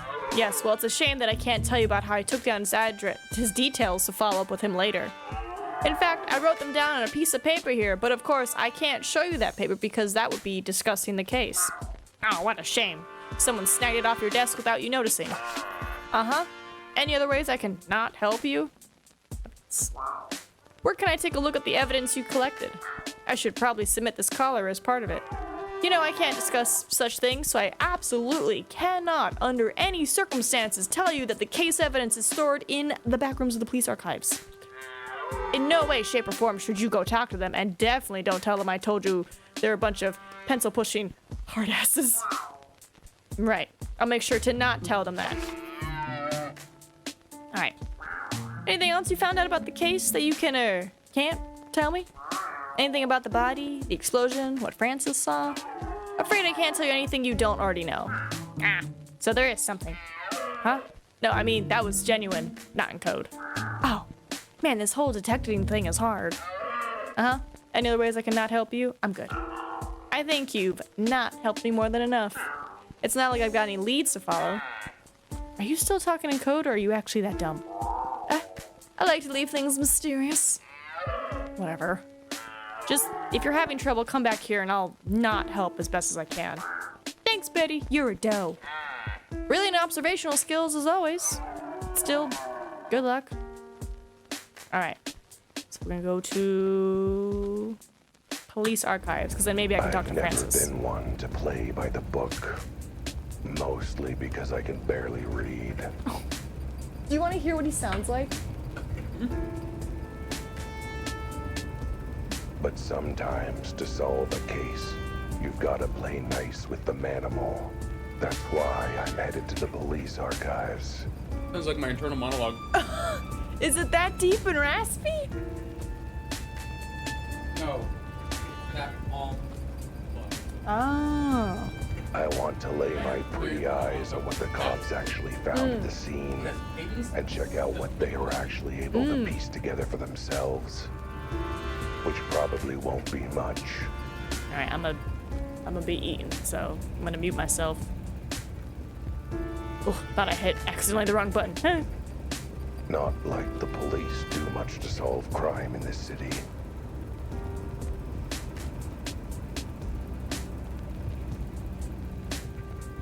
There's a big bump and a scream sound effects. Albert clearly ran over someone else again. Which is a good thing, sometimes. Is that gonna be like an update for later? Because it did say version like 0.2. Hope nobody noticed that.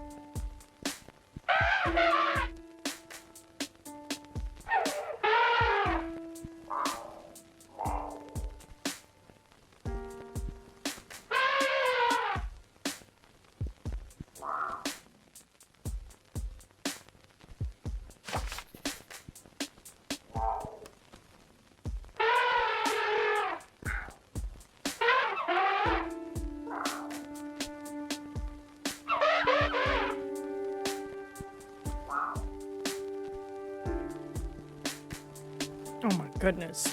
The fucking hilarious. Also, that was really good. We've got some evidence for an ongoing case burning a hole in my fur. Can I give it to you or? No, wait, I just remember the procedure. Any evidence has got to be properly bagged, wrapped, whatever. Can't just take it as is. There's a wrapping station over there. We were using it for the annual police Christmas wrapping charity drive. We earned 1 whole quarter. Thanks for your, help? Whatever, bye. Where's your station? There it is. And he gracefully wrapped the collar. Alright, I'm ready. Okay, I've wrapped the evidence like you requested. Now, if you could take it and file it under the warehouse cat corpse case. Hold on, I've just remembered another part of the procedure. why it all has to be wrapped up. Because it protects the integrity of the physical evidence? No, it's because it has to be submitted by registered mail or courier. Make sure it gets to us safely. But I'm standing right here, ready to hand you the evidence. How much more safely is it gonna get to you than that? I mean, you never know. I could drop it in my coffee or something. Besides, I don't feel like working right now. Get a courier to bring it in by later. Okay. Courier. Enter archives, archive, give package to courier. Alright, well, let's go talk to Francis, I guess. Francis! Our twinkle-toed witness didn't just see the body. He saw someone with the body. The same someone who Crocodile Tears got that collar from. I figure it's worth seeing if the sight or smell of the collar jogs his memory. Even if it's just enough for an interpretive dance number. Phew. The color does stink though. Like someone doused it in eau de sewer. Wait. That's just me, isn't it? Aww. Detective, I didn't expect to see you again. Are you here to show off another dance number? Right now, Francis. Dancing to say I'm sorry is one thing, but investigating an unsolved case by dancing is beyond my skills. Wouldn't be so sure. Running around in circles, snatching at nothing is surprisingly easy to express in dance. Oh yeah? And how about tell me the color of the victim's fur? Alright, I see your point. Fine. But I don't know what else I can help with beyond what I already told you. Okay, ask me your questions, Kat. So you saw someone stealing something from the body, then run into the sewer. Any other details you remember about them? What, you think I'm gonna remember more now than when it was fresh in my mind? You never know. Sometimes it takes a while for the brain cells to get up to speed. Maybe if they're hogtied and hobbling on crutches, you know, like yours. But now you mention it, I remember a flash of white. Might have been their outfit, or their fur. Any chance the suspect you saw was a lady? Sorry, I didn't have time to ask what with the dead body. I'd clock their gender as somewhat petite. You didn't see what they took off the body? No. Well, maybe? It was all in such a flurry, I couldn't tell. I was in the middle of a conniption and in the planning stages of a fit. If I showed you the item, do you think that might jog your memory? It might, or might bore me to tears. The universe is a mysterious and unknowable thing. Which, coincidentally, is the theme of my latest dance routine.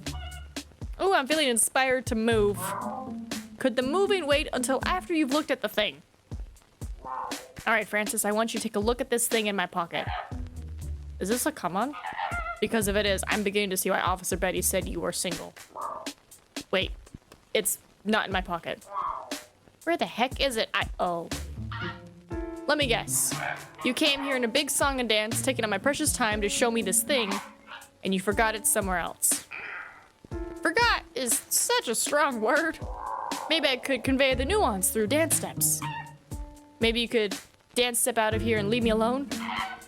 If you want me to see this thing, then bring me the thing, you feline fool. Oh, I wrapped it up, didn't I? Oh my god, is it the police archives?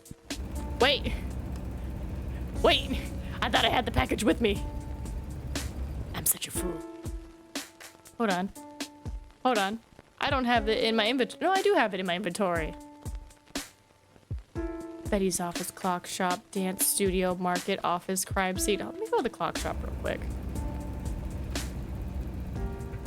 How do I get it out of my inventory? And oops. Big oops, Nina. Alright. So, what's your name anyway? Who are you? Would it help if I asked, who are you? No, it wouldn't. What is this place? How did I get here? Is there a train back into the city because I have places to be? You don't talk much, do you? Nope. I'm sorry, could you clarify that bit about saving the world? I mean, if it's that important, you think there'd be real clear instructions. There were clear instructions. Clear to you, maybe? Anything else you could tell me? I mean, if it's that important, you think there'd be a really clear instructions. So, what's up with the back room, anyway? The instructions should clear everything up. Well, they didn't. They really, really didn't. Good talk. Glad we chatted. Alright, I'll leave you to it. We don't want the world-saving thing to interrupt your... whatever you're doing. Good. Well, hold on. I have this journal, right? But apparently I can't show it to him. Instructions, right? Which we've read. And I'm guessing it being in my inventory is not the vibe. Like, we have to put it in the archive room because then, like, it goes there. And then I imagine I will teleport to it when it's in the archive rooms. How do I get a courier?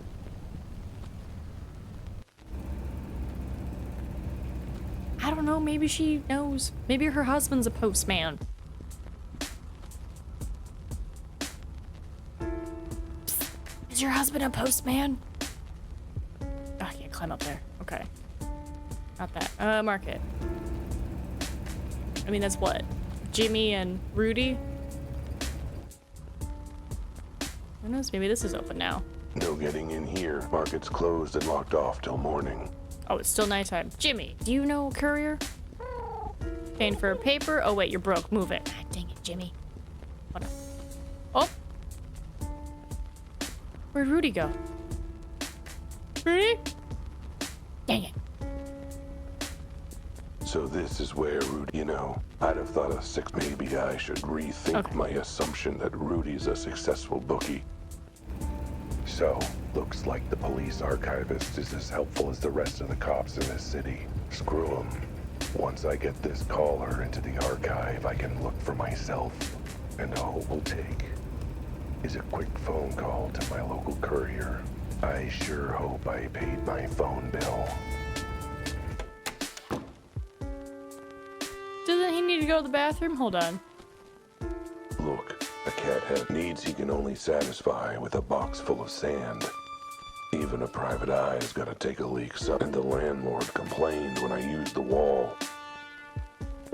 Whoa, there's a dial tone. Comfy. Guess the check to the phone company didn't bounce. Yet.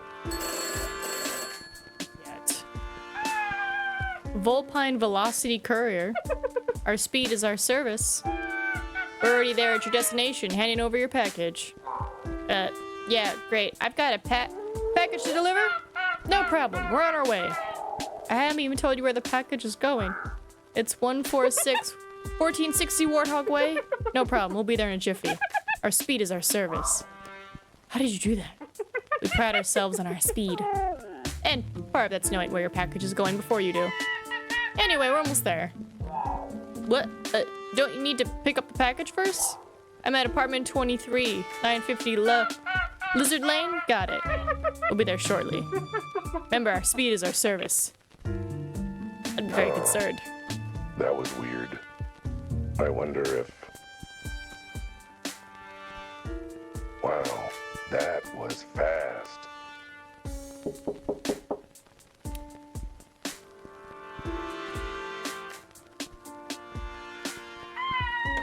Here for pickup, sir.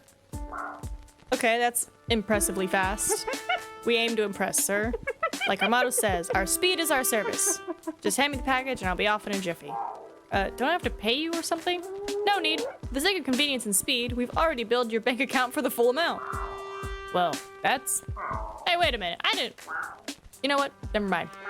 Let's just get this over with. Here's the pack. Got it. On my way. We'll let you know once delivery is complete. Remember, our speed is our service. Oh, there goes a fox who loves his job, I guess. Oh. Okay, maybe he loves it a bit too much. Look, I know your speed is your service, but this has now gone from impressively speedy to unnecessarily speedy. How am I supposed to fit in a catnap if you don't take your... This might be the client with the husband? Time? Excuse me, Mr. Wilde? The minute she walked into my office, I knew she was bad news. The kind of bad news when you order the seafood special and the waiter tells you they're all out. And now you're all disappointed. Mr. Wilde? She was all doe eyes and wolfish smile. Or maybe the other way around. Hello? Her canine coyness, setting my feline feelings on edge. Mr. Wild, is anyone in here? Huh? Depends on who you ask. What can I do for you, Mr. G? Just Mrs. G will do. Did you get my note? What note? The note I left yesterday on your door? Oh, yeah! I totally remember. Your note. Mean. Totally. So you're MG, right? Yes, that is me. Me, MG for Mrs. G.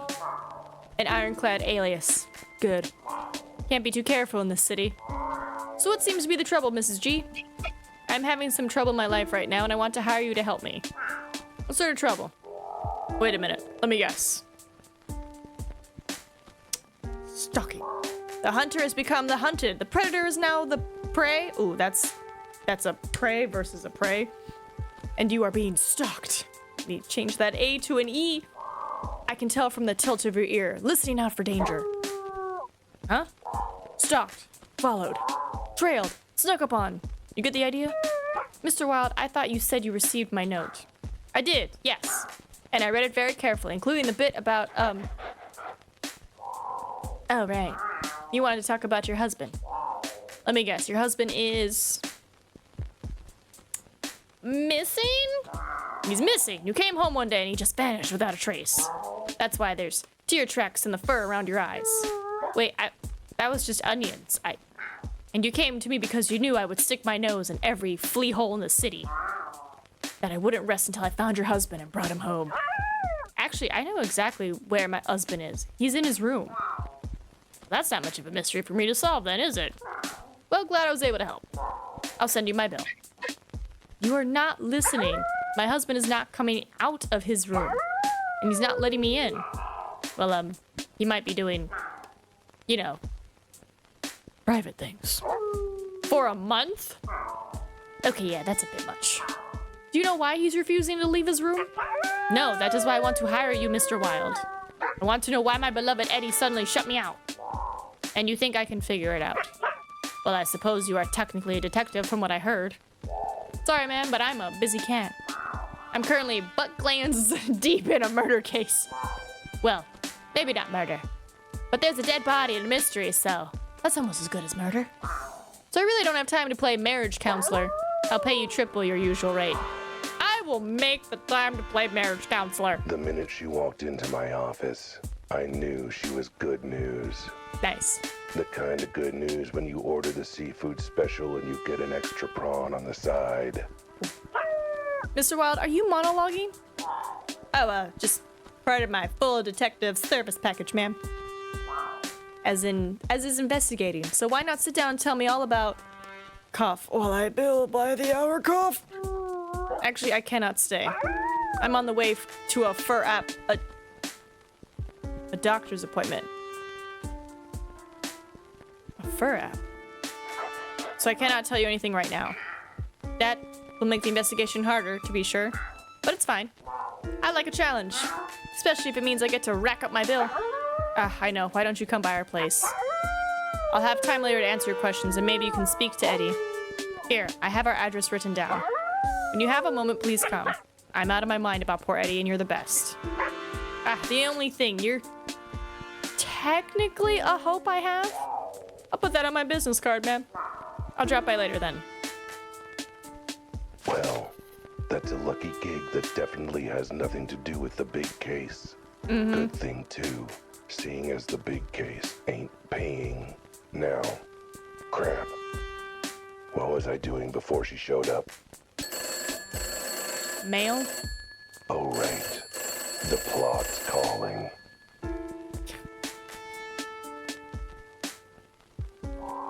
Hello? Good news, sir. Your package has been delivered. Gotta take my hat off for your speedy service. Mind you, I don't wear a hat, so never mind. Tell me, did you see where they put the package? Like, say in the back rooms or something. Didn't stick around to see, sir. Had to rush to the next job. As I always say, speed is our service. Yeah, I get it. Well, thanks anyway. Is there any... Guess their wrap-up is as fast as their delivery. Oh, Now what? Who is it this time?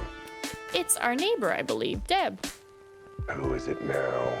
The courier with my package again. Mrs. G, with more about the case. No, just me with some leftover casserole, sweetie. Want any? Oh, Deb, you're a lifesaver. How come you always treat me so well? Well, judging by all the new clients and jobs you're working, I figure it won't be long before you end up in legal trouble again. Which means I'll be paying another piglet's way through college. Right. Well, thanks for the casserole. And the ride earlier. And, the ride I'll be calling for later, probably. Don't mention it. I'll send you my invoice. Mm-hmm. And I will ignore it, but feel real bad about it. Okay, any more people? Okay, I think we're good. All right, let's go to Mrs. G real quick before we teleport to the police thing. You might be wondering why I'm bothering with this dull-as-dishwater domestic dispute, particularly at a time when there's dead cats, implosions, criminal conspiracies, and teleporting callers that defy the laws of physics. And to you, I say, first off, who are you? What the hell are you doing in my car? Get out. But secondly, a cat's gotta eat. Right? Often and on demand. With some nice, clean water that a cat'll then refuse because they saw a tiny hair floating on top. Oh my god, it's so accurate. Anyway, eating requires money. Mm-hmm. It's a whole thing. And thanks to the beasts in blue, it sounds like this big cat case isn't exactly going to result in anything fungible. Exactly, and I don't want Rudy coming after me when I have no money. I don't even like fungi. So for the sake of my stomach, I'm willing to swallow my pride, along with whatever food I can buy with my payment for figuring out this husband's midlife crisis. How hard can it be? He's only been holing up in his room for a month. I'm sure whatever caused that has to be super duper minor. Mm-hmm. Very, very minor. Nothing suspicious at all. Ah, Mr. Wilde. Thank you so much for coming. Please, come in. Why, thank you, ma'am. You're very kind. And by kind, I mean generous. And by generous, I mean financially generous. But, you know, nice and friendly, too. And what a charming apartment you have. The apartment of a sweet, generous lady who hopefully likes being praised and responds, you know, generously. Ah, you flatter me, detective. Keep at it. Oh, yes. Great apartment. Love it all. The couch, the tables, the rug, the windows. All of it. Divine. Oh! The incredibly large hole in the middle of the living room. Oh, that is nothing. Nothing at all. Just some construction we have on the go. We're making a skylight. A skylight that looks a little bit too much like another skylight at a certain crime scene. Ooh, maybe that's what happened to the husband. Either there's a crazed contractor on the loose installing giant hole skylights all over the city, or... Would you like some tea or coffee? Feel free to ask me anything. Or knock on my husband's door if you want to see what I'm dealing with. Hold on. Okay, that's the leave. There's you, there's the door, there's this. It looks like something blew a hole in the ceiling. And as far as I can tell, whatever it was is way bigger than the dead mini kitty. I can see you're surprised at how big the hole is. What can I say? I love natural light. The more the merrier, right? Alright, I'll talk to you first before I talk to my husband. What can I do for you, detective? Tell me more about this skylight you're building in your wall. Oh, well, you know, when inspiration strikes. Can't say I do know. My inspiration is usually on strike. Ah, you are very funny, cat. But yes, I just think one day I want a big skylight. Big enough for sun, big enough for blue sky, big enough for large body to fit through. I'd request for a feature, but I'm not an interior designer, so what do I know? How long have you been working on this skylight? Oh, I'd say maybe a month? A month and a bit? You know how things go with contractors and things. Didn't you say your husband's been hiding in his bedroom for a month? Maybe he just wanted to be out of the way during construction? Or maybe he didn't like the draft? It is not that, detective. The whole skylight was there for at least a little time before my husband went into his room. Something else has happened, and I need you to learn what. Hi, Swedish! Heck in! We are playing... What was it? Cat Detective, Albert Wilde. Now, you know, think like 1930s, noir, sci-fi, silly humor. That's what we're playing. And if you want, I have pinned it where you can check out the Steam store and maybe wishlist it for yourself, because it is very tee-hee silly. See, I'm just a little cat man talking to a wolf lady. I'm just a detective. Let's talk about your husband. Let's talk about before your husband hid in his room. But how are you doing today? How were things up to then?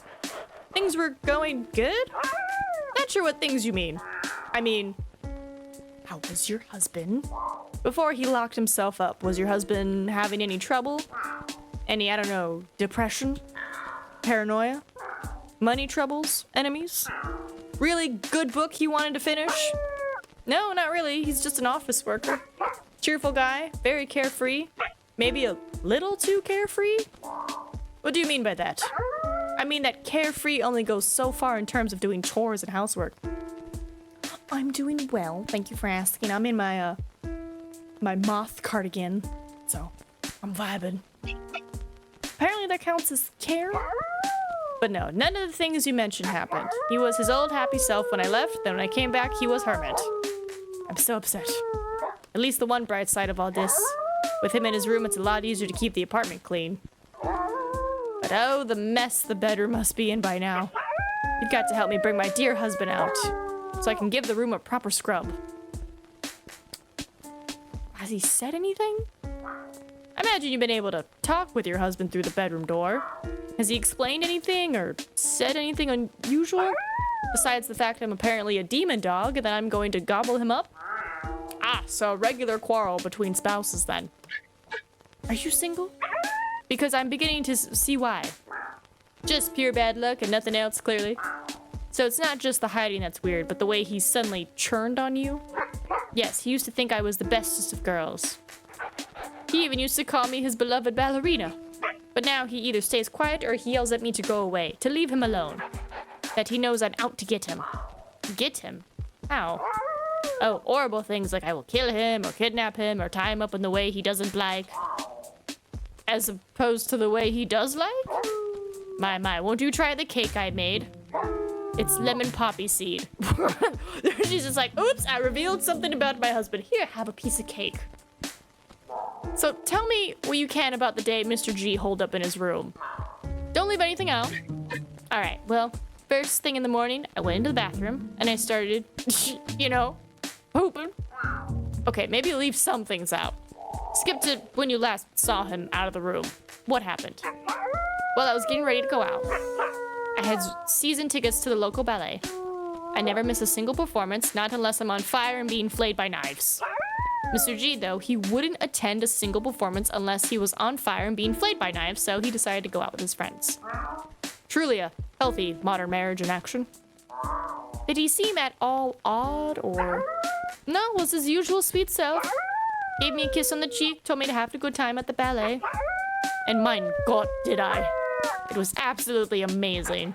The lead swan was outstanding, so light on her wet feet, and where there's this one particularly handsome flamingo who... maybe we should focus on your husband. Oh, right. Well, when I got back, he was not home yet, but I didn't think anything of it.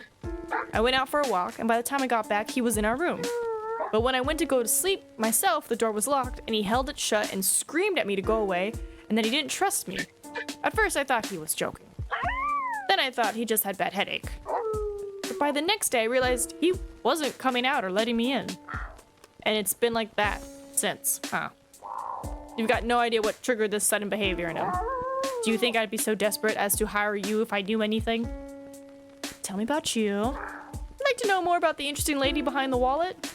I mean, behind the case. Tell me about yourself. What do you want to know? What do you do? Oh, anything really? How do you spend your days? Oh, you know, nothing What? Exciting? Nothing exciting? Why is there an L at the end of that? I bake, I clean, I go out with very special group of friends. I keep busy so I do not face existential dread over never getting to do what I really wanted in life. Usual things. Relatable. I wanted to be a professional bed tester, but I fell asleep too quickly to give any useful feedback. Still haunts me whenever I have to actually, get out of bed. Bet if I'd made it, I'd never have to leave my bed again. I wanted to be a ballerina so bad. When I was a child, I made myself a dress out of swan feathers so I could pretend to dance to Swan Lake. Oh, how come you didn't pursue it? Because the swan I plucked the feathers from was, how you say, pissed off and sued for emotional damages and treatments for baldness. By the time my parents settled out of court, they couldn't afford ballet lessons for me. Even now, I cannot afford it. Sorry to hear that. It's fine. My friends say we will afford soon. Then I have all the lessons I want. Sounds like you have some nice but weirdly ominous sounding friends. Mrs. G. Mr. G. I'm curious, what does the G stand for? Gesundheit. I didn't sneeze. No, that is my husband's actual last name. Mr. and Mrs. Gesundheit. I said I didn't see. Did I hear you giggle?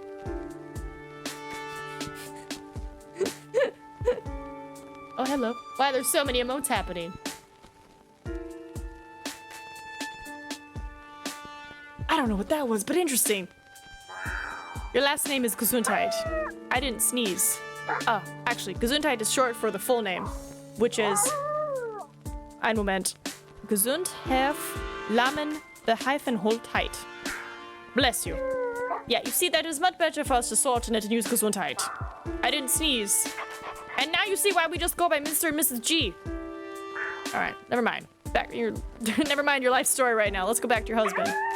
Do we have to? I was enjoying talking about my favorite subject. Myself. Alright, that's all for now, Mrs. G. If you say so. Although you do not seem any closer to solving the issue. Well, give me a second. I gotta talk to your husband. Alright, Mr. G. Go away. Mr. G, my name's Albert Wilde. I'm a detective. Your wife hired me to... I knew it. I knew you were working with her. Is it a goat? You're one of her little gang of murderous cultists, aren't you? No, that's not what a detective is. Either that or I mix up the flyers at the employment center. I don't believe you. I won't trust anyone working with her. She can't be trusted. I know her secret. What secret? I'm not talking while she's there. She's listening. I'm not saying a darn thing with her in the apartment. Well, that's gonna make my job difficult, seeing as I'm here to find out why you locked yourself in your room. I ain't here to make your job easy. If you're doing a job for her, then I'll make your job as hard as I can. He seems nice. Chicken. Anything I can do to tempt you out? Maybe a nice plate full of food? Don't need it. I got snacks. I'm good. You sure? I could cook something with some mouth-watering aroma. Fried onions, maybe? Fresh baked bread. Oh, not bread. Melting chocolate. Slightly mature salmon fillet. Would any of that smell tempt you to come out? Nope. Not even all together at once? Ugh, especially not all together at once. Fine. Maybe a drink. Water, tea, shot of whiskey. Thanks, but no thanks. I ain't coming out even for my favorite drink. Well, that's good because I don't actually have any whiskey on me. Phew. So, let's start with the basics. How come you've locked yourself away in your bedroom? To protect myself from her. That she-wolf. Why? What did she do? She's right there listening, isn't she? Or you're going to tell her everything I say. You really think I'm going to tell you anything? I mean, that would be helpful. Look, I'm just here to get to the bottom of why you're acting this way. I'll just bet you are, so my wife can find out. And once I tell you, I'm dead meat. Mutton. Murder. Yeah, I think it's a goat. Or a sheep. Probably a sheep. That's probably a sheep since she's a wolf. That doesn't sound exactly like a reasonable response. Then how about this as a reasonable response? I ain't saying a thing while she's here to hear it. So your wife, was this about her being an awful murder killer who kicks puppies? Not saying a single word with her when she's in the room. Seems like a pretty smart approach to marriage in general, but not a single word. Other than she's a filthy lying snake. Heck, that's an insult to snakes. I I knew a snake back in college who was the salt of the earth. Real nice guy. That's a lot more than a single word. I ain't talking with her around. Alright, well, I guess I can't ask him about the hole, but I'm kind of curious.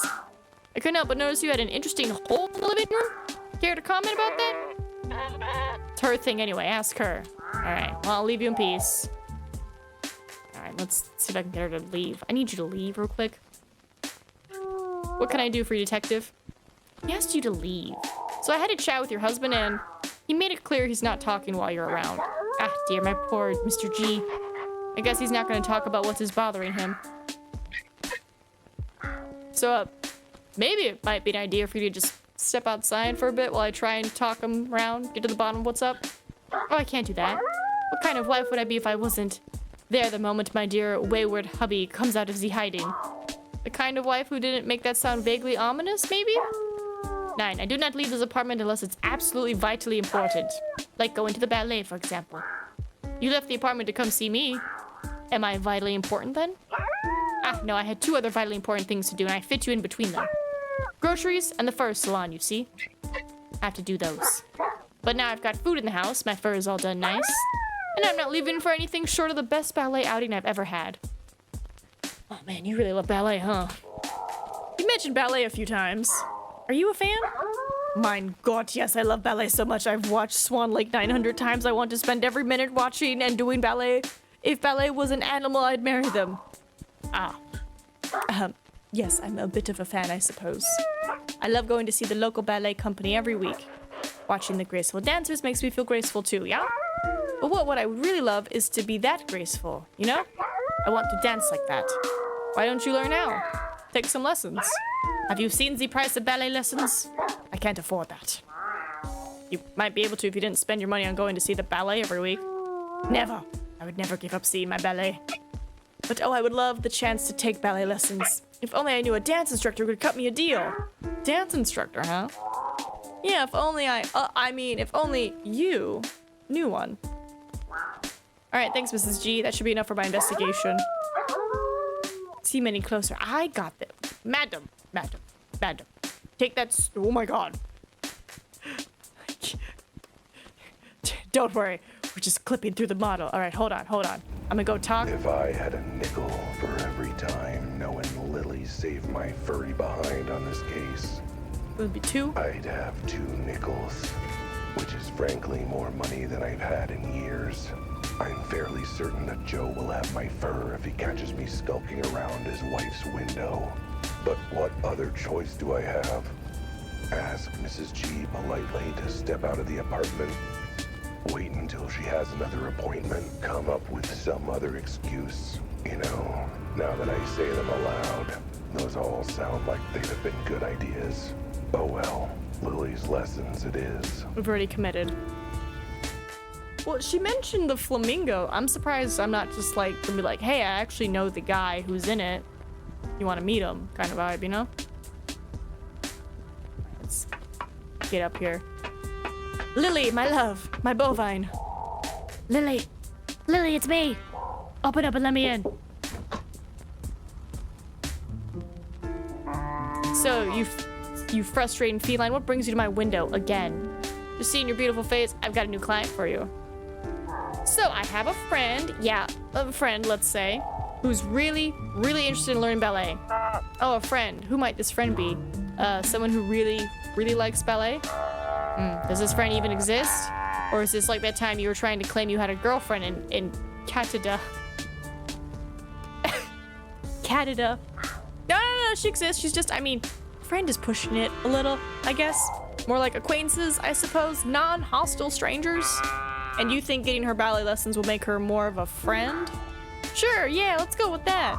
Anyway, can you give her ballet lessons? I figure you can...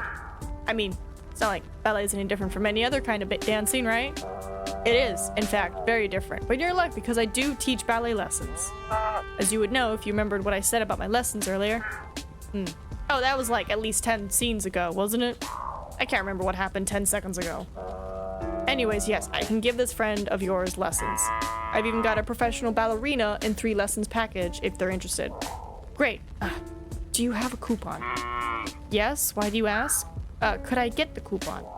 Just that I think this lady really needs a discount. So you're saying you want me to give this friend of yours ballet lessons at less than my usual rate, ensuring I lose money and time in the process? Yes. You're lucky you're so adorable. After a while. Okay, this is gonna get her out of the apartment. All right, here's the info on the classes. Here's the coupon for your friend. Nice. Perfect. Then we go back.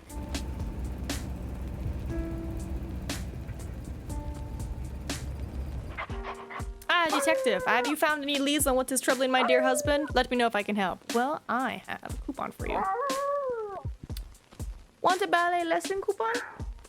Hey, if you're interested in ballet, I happen to know a great dance instructor who's got a good deal on right now. Oh, let me see. Mein Gott. Become a professional ballerina in 3 easy lessons. Buy 2, get 1 free. This is everything I've ever wanted. This coupon, it is for me? Thank you, Mr. Wilde. I'm sorry I had all those incredibly insulting thoughts about you. Oh, I'm used to it. Better get going, though. Class will be starting in an hour or 2. Ah, yes, but my husband. Don't worry, I'll keep an eye on him. Or, on his door, I guess. All part of the investigation, you know? If you say so. Right now, I'm more interested in this important things. Like my new ballet career. Look out, swans! A new prima ballerina is on the prowl. And she left. Alright. Phew. She's gone. Maybe now the husband will give me some better answers. Or any answers. Mm-hmm. Alright.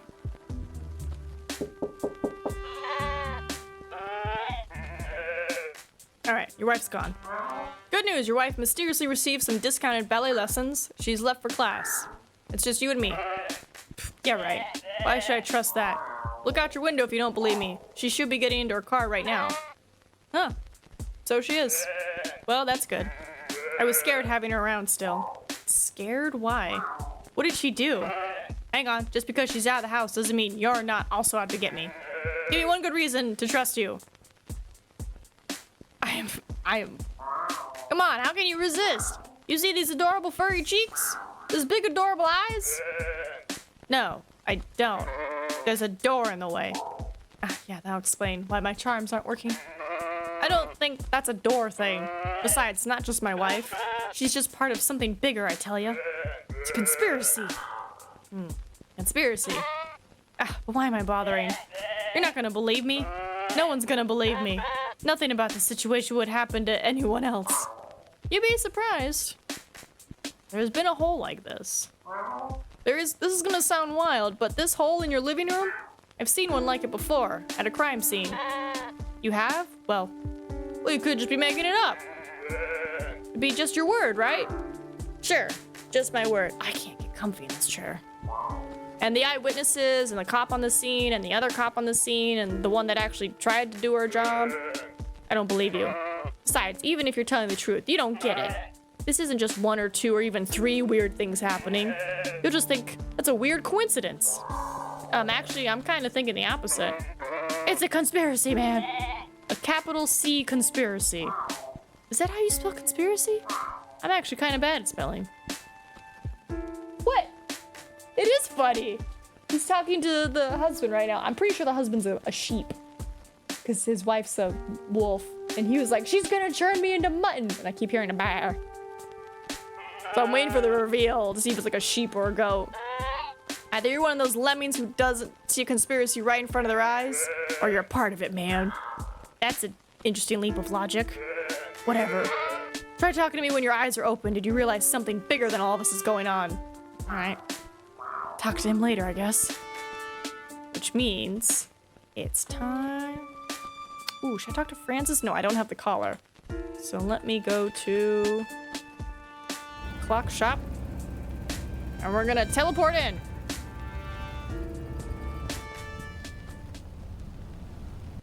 Let me check my journal quick. Mrs. G case, teleport to archives, get Mr. G out. Perfect. We are right on track. Let me in! They'll have Archives! filed the caller under the evidence for my case by now, which means I'll teleport right into the file I need to see. Hope their file folders are big and sturdy enough to contain my awesomeness. Ooh, I hope I'm not, like, appear between bookcases. Maybe it's just like on a nice desk or something.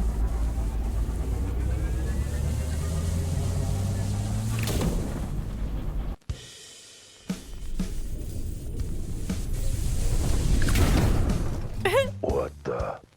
A garbage can? They threw the caller in the garbage. Glad to see the city PD is filing its evidence with due care and process. Something to look forward to while I look up the case file. Alright. I'm in.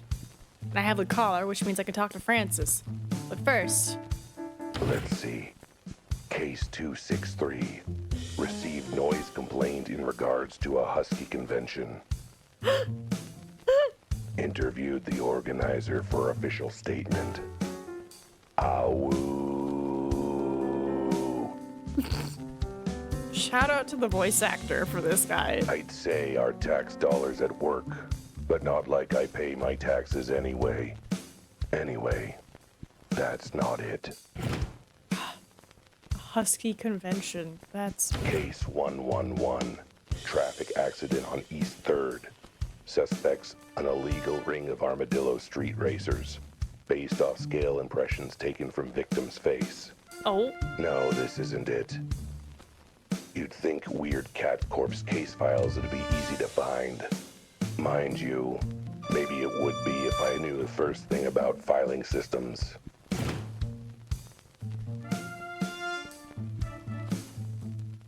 Case 419. Another complaint lodged against Alderwa. Hey, that's me. Wait, how many other complaints against me are in here? Too many to go through, and still no sign of the file I need. He is one handsome kitty cat. All right, doing one more than throwing up my paws. Case 5990, unusual feline body discovered in... Wait, this is it. This is the entire police file for the case. This is every piece of evidence, every note taken. This is a joke, right? There's like 2 pages in here, and half a page is just a stick figure drawing of the body with a frowny face. Body found under, This bit's partly crossed out. Implosion, then explosion, then hole in roof. That's odd. Body appears to be a small feline consistent with case 4666. As such, no further investigation needed or authorized. Gotta find that other case. Send all case materials to janitorial to be recycled as toilet paper. Maybe it's a good thing their filing system is as deficient as their investigation skills. I'd hate to be fishing scraps of paper off Officer Hippo's rear end. Case 4666. So something like this has happened before. Sounds like I need to do some more reading, which is a sentence I never thought I'd be saying. Case 4666. Here we go. Dated a few months prior. Let's see what's in here. A lot of redactions. That's what. I haven't seen this many strike-throughs and black marker on a piece of paper since the last time a lady gave me her number. The whole case file is redacted to hacking back. How am I supposed to make out any of it? Hang on. There are some bits where the marker started dying. Guess police funding didn't extend to their stationery supply. A little squinting with my keen feline eyes, and I can make out cat. I guess that's something. Come on, eyeballs. Strain. Strain harder. Narrow those pupils. Is that appeared? Unusual, unknown, roof hole. Sounding awful familiar. Something about released into custody. What? Some evidence. Property. Another body. Someone living. And released to who? Claimant. Parties involved, including... Ugh, I can barely make out the letters. I just... Come on, eyeballs. Strain. Strain harder. D-O-M? D? Let's see. D. Dom. Dom D. Dom D. Wait. They couldn't mean Dom the Dolphin. The terror of 10th Street. Head of the Sharks and Shirts gang. They say if you cross him, you'll sleep with the fishes. That's because he locks you in a fish cannery for the night. Best botched job of my life, really. Ugh, can't quite make it out. Oh, Ren. No, Ran. Utan. Oh, wait. Gutan. Orangutan. Orangutan. Head of the hairy apes. Even I know about them. And that's really saying something. I thought they kept to their side of 10th Street. Guess Oran's got a long reach. Oh, because he's an orangutan? You know, being an orangutan and all. M-A-N. Wait. Manny the Mantis. Again. Is that twice he's gotten involved in these cat cases? Wait. Never mind. That's an I, not an A. I should actually learn to read someday. M-I-N-K-Y-J-O. Minky. The Mink Jones. He runs the Rabbit Rodents gang, I think. So not the underworld boss I thought it was. Just another underworld boss. So, one cat case, 3 names. All prominent members of the criminal underworld, counting Manny the Mantis in my case, and that makes, hang on, let me get out my calculator. 4 underworld bosses, all involved somehow with weird cases involving weird cats, which means absolutely nothing to me, given I don't know the first thing about the criminal underbelly of this town. I'm too busy minding my own underbelly, thanks. It's getting a little saggy. Besides, how am I supposed to know the secret ins and outs of this town's criminal underworld? Not like I work in a job where that information would be useful or anything. No, I'm gonna need to run this info by someone who knows this stuff. Betty? Someone who's not only seen this city's seedy underbelly, but who's given it a scritch and a rub while saying, "Who has the cutest criminal underbelly? That's you." Which rules out pretty much every cop in this town. Meaning I'll need to find someone who's actually part of that world. But where would I find them? Not here, that's for sure. Okay, good job. Question, what happens if I try to leave this way? Alright, now the tough part. How to get out of here. I'm imagining that since this is all their classified files, it must be under pretty heavy lock and key. That they apparently forgot to actually lock. Great elephanting, I gotta say. Hey, you're not supposed to be here. I'm calling the police. Aren't you the police? Damn it, you're right. Ugh. Does that mean I have to call myself? Does that mean I have to actually work? That's not what I took this job for. Right, well, while you work that out, speaking of calling people who are supposed to be helpful, I should probably call for a ride. Can I borrow your phone? You know what? If it means you leave before I have to actually do anything, please do. Thanks for giving me a ride, Deborah. Again, you do seem to be needing a lift a lot today. Not that I mind, but have you considered taking the bus? In this city? You realize the giant police force budget means no budget for transit, right? You'd be lucky if a bus came every other ice age. I'm just saying, as much as I'm happy with the arrangement, bus fare is less than my retainer. Again, in this city. I wouldn't be so sure. Besides, I'm a detective. I've got an image to maintain. Hard-boiled, worldly wise. The kind of guy who's too cool to take a bus. I mean, you're currently sitting on a sticky lollipop my daughter left on the back seat, so... Hard-boiled detective. Very hard boiled. Okay, so we're back here, which is where my car is. Case. Get Mr. G out. Let me go to Francis real quick because I have the collar. All right. See if he'll talk to me now. Hey, buddy. I've got a gig tonight. Okay, ask me your questions, cat.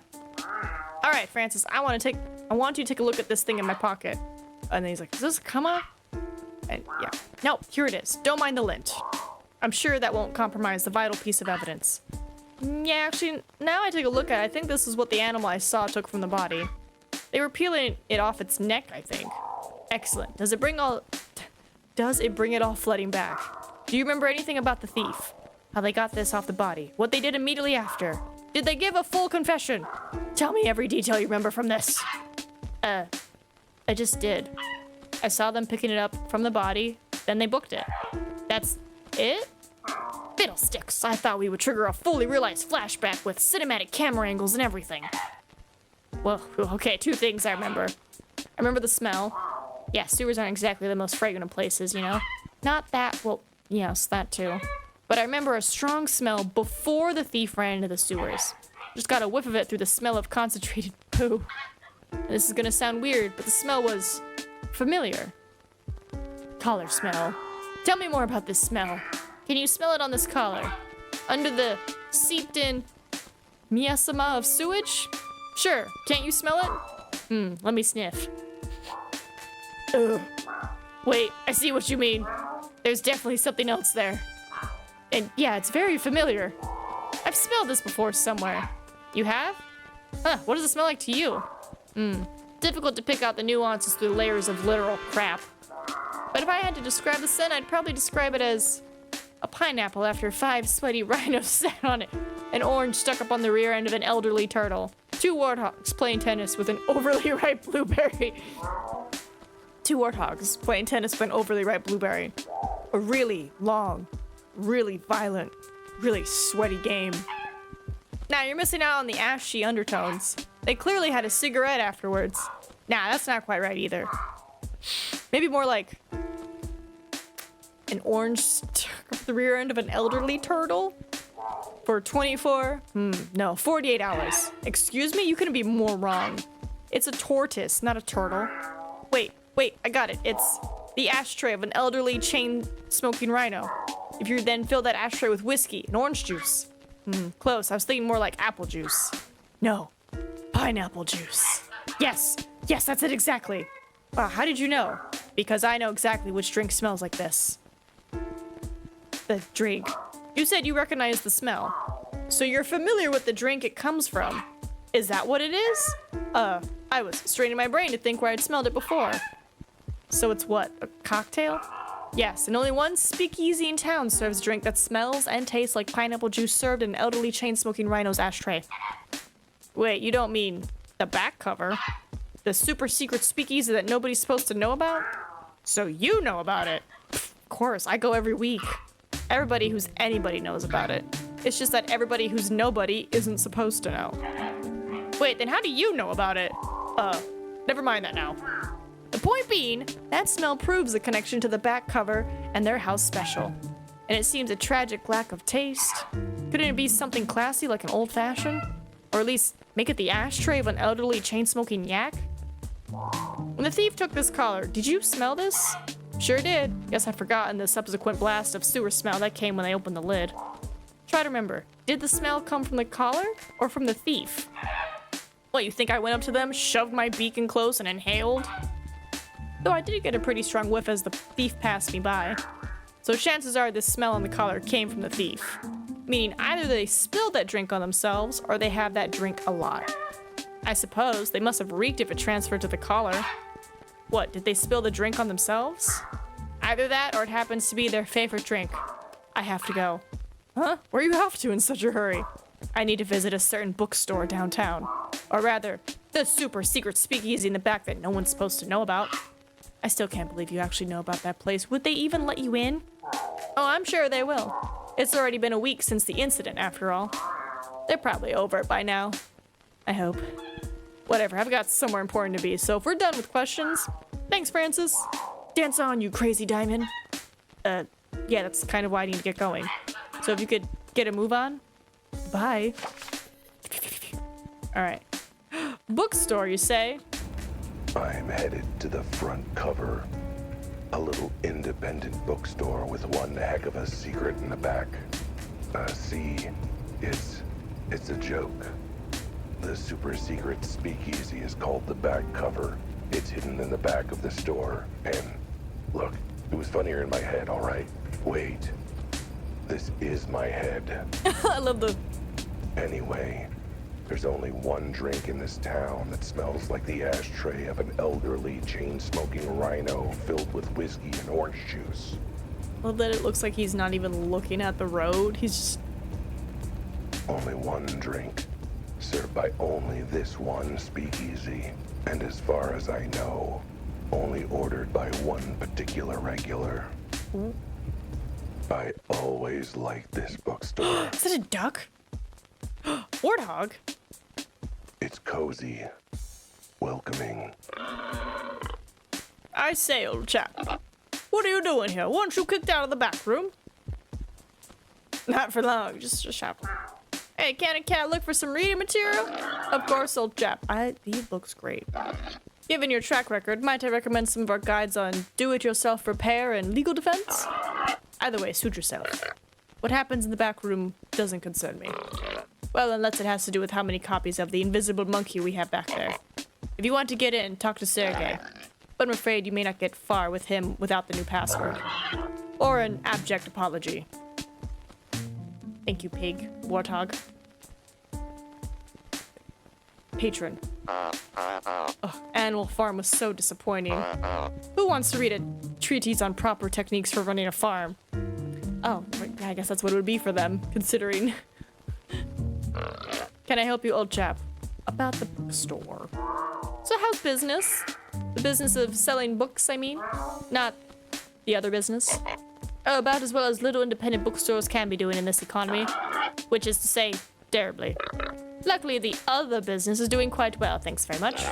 They pay me a cut to stand out here surrounded by books all day, so I'm not fussed. All this business has to do is present a respectable front. So, fair to say, the front cover is a cover for the back cover. Of course, dear boy. Don't you know how books work? Oh, you meant the other thing. Yes, that too. So, a very contrite and currently sober former patron wanted to get into, you know, the back rooms. Wink, wink. How would he go about it? Well, first, my boy, he tried to be slightly less obvious about the superstitious winking. But as you know, he'd also need the password. The current password, not the password he knew last week. And that's it. I wouldn't have to do anything else like make a personal apology or pay for the dry cleaning. My dear chap, a password's a password. If you know it, you get to go in. What else are they supposed to do? Turn me away anyway? Sounds like someone doesn't know how passwords work. So, I figure a smart, educated, worldly animal like you has got to have figured out the new password by now. Oh, I didn't have to, they told me. Oh, well, that makes it easy. What's the new password then? Sorry, chap. I'll tell you, except for the bit where they told me you're the last animal in the world I'm allowed to tell it to. Yeah, right. Like, I'd be the last animal to tell next to all the cops working Vice in this city. You're literally lower on the list than them, yes. I just wanted to apologize for, the incident that happened in the back. Oh, no skin off my nose, dear chap. If anything, you helped me out my end of the business. I sold a lot of how to get stains out of fabric and body disposal methods. I said I was sorry. Did you? I heard you were drunk and yelling very insalubrious things about a customer's mother. Hey, the old dame deserved it. She can throw a mean right hook. So, Sergey, he's the new bouncer. I mean, the new, totally legitimate shelf stalker, right? That's right. I wouldn't try my luck with him, though. I saw what happened to the last person who tried to get in without a password. What happened to them? They were firmly turned away from the door. How ghastly. If only they greased their paws a little. How would greasy paws help? Do you have to wrestle him or something? No. No, I mean... Well, you didn't hear this from me, but the fine folk in the back are paying poor, petrifying Sergey pennies from a seat cushion. And not a nice seat cushion either. But he never complains.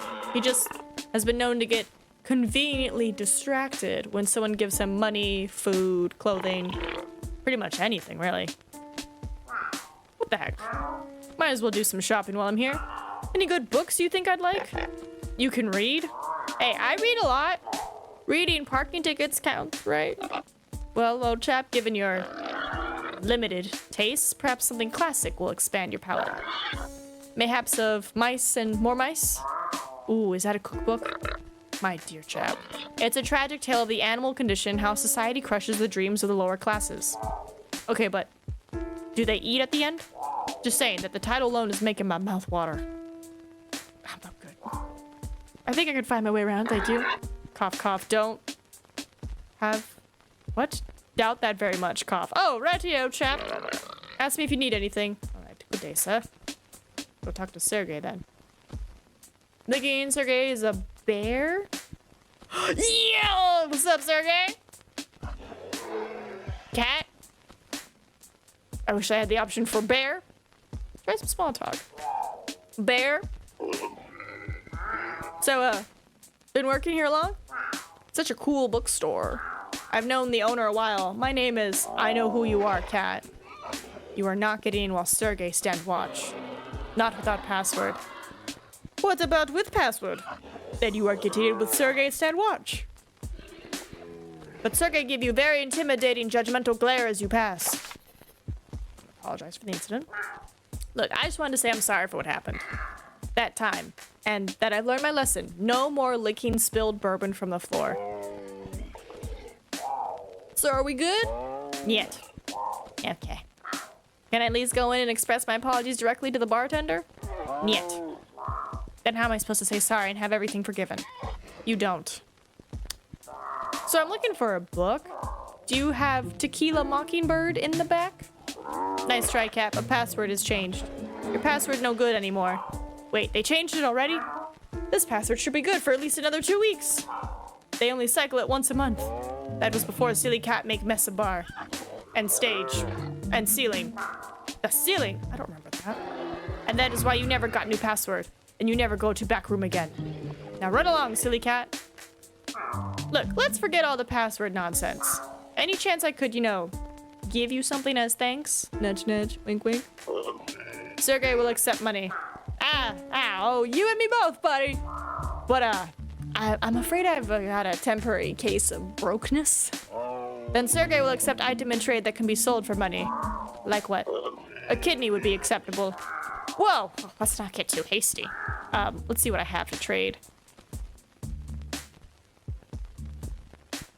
I could give him the collar, and then wherever Sergey goes, I can just teleport and get it back. Have the collar. How about a nice shiny new collar for your collection?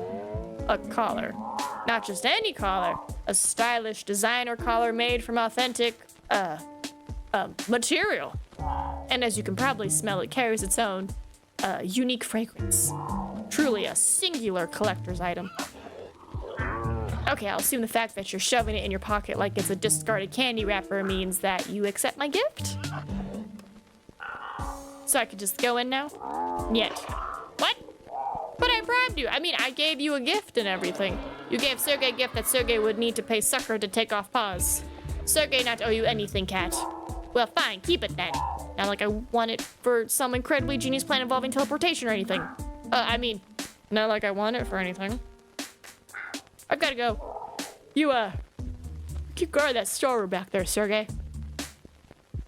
Not my plan, but I'll take it, Sergey. Okay. What do I have left? Hold on, let me get this. Resist. Oh, not resist, visit. I can read cursive. Visit. Learn the password. Any chance you know, patron? Want a new romance novel, but I can't decide between Animals Field Park or Taken by the Tender Tortoise. Can I help you, old chap? Nope.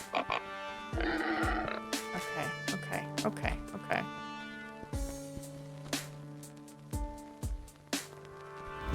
Just gonna go through.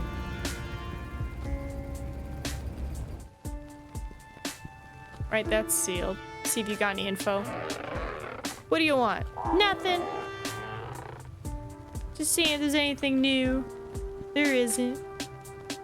I don't think there'd be anything new at my office. But I imagine I gotta talk to Mr. G about case 466. That's probably what he saw. I'm pretty sure the chief won't want to hear from me again right now, or ever. But this, can I... That's right, illegal booze. I was wondering if I could maybe bribe Sergey with eyes it. of me and but- whatever on the rocks. He works at a speakeasy. I'm sure they give him like sips of stuff. Market. That's Jimmy and Rudy. Oh, no, I didn't want to select it.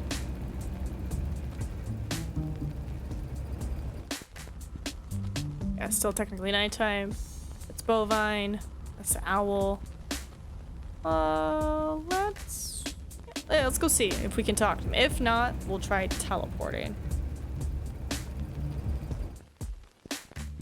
Alright, I got the case file, buddy. It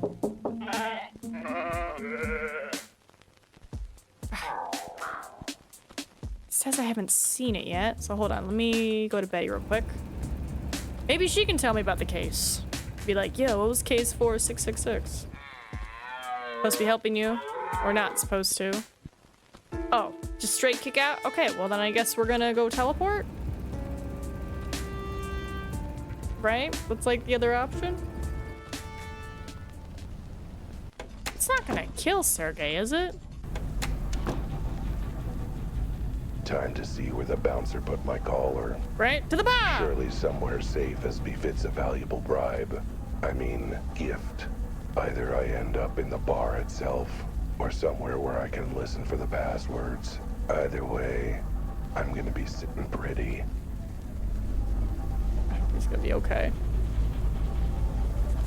Alright, here we go.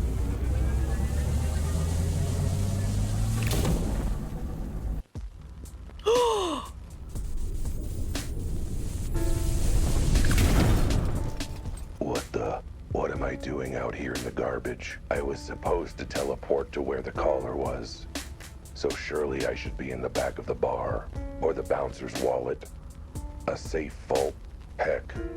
Maybe a nice little shadow box frame on the wall for displaying it. Put me in the trash. Wait, did that guy throw away the perfectly nice collar I flagrantly bribed him with?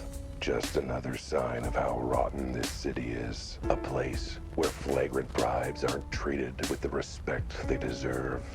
Speaking of which, I guess I should pick my flagrant bribe up, huh? Yes. Yes, you should. Oh, how do I get out of here? Oh, meow. Phew. Smells like my flagrant bribe has become a fragrant bribe. Wait. No, that's just me. Dang. And I thought I'd come up with a real zinger there. Someone's coming. Quick. Hide. Ducks. Sorry about this, sweetie. I was worried about you. What happened? And how did you get so drunk? It was the funniest story. I was looking for that book I told you about. I asked the nice bear if they had a copy of a Mandrill for All Seasons in the back. He said they did. But when you let me back there to check, they didn't have it. Know what they had? Lots and lots of booze. What? Why did you drink it? Didn't want to be rude. Ugh, never mind. Let's just get you home. That's it. A mandrill for all seasons. The key I need to get where I'm going. I love that. He was looking for an actual book, and they're like, oh, come on in. And he's like, Prohibition, I found booze. All thanks to my feline sense of stealth. Mm-hmm. Oh, by the way, sweetie, who was that weird cat standing in the alley watching us? Oh, him? Probably just the garbage collector. Stealthy, like the night. They're just like, why is he staring at us? And it's like, I don't know, sweetie. All right, let me in. Hello, Sergey. Cat? The password is a mandrill for all seasons. Alright, if Cat have password, Cat can go in. Really, is that easy? Sergey orders clear. Only let in animals with password. Cat has password. Now stop bother, Sergey. Thanks, Sergey. They say not to judge a book by its cover. And the back cover is no different. Got a zebra now. I mean, they mentioned what's his name, the dolphin, It so. might look classy, dignified, welcoming, Nope, not you. Get out. but that unassuming back cover blurb hides a lurid tale of greed, crime, lies, and scandal. The kind of story where God damn it, is he monologuing again? No monologuing! That's how everything went to hell in the first place. Okay, fine, I'll stop. Don't worry, barkeep, I'm on my best behavior. I don't care if you're kissing an angel's left butt cheek. What part of banned for life did you not understand? Get out! You can't keep me out of this place? And why not? Because I know the password. Damn you to high hell. Guess my hooves are tied then. Fine, you can stay, but no funny business. Look, if this is about my unfortunate attempt at a comedy act, no funny business. Also, for God's sake, have a bath. You stink of garbage. I mean, I guess I could give myself a tongue bath right here. You know what? I'll tolerate the stink. Meow meow. Oh, it's only left or right. Ooh, now it's a side view. We got Scales. Hey, we got Rudy. Then we got Francis. Was this your important business, Francis? All right, let's talk to Scales. How's your boss?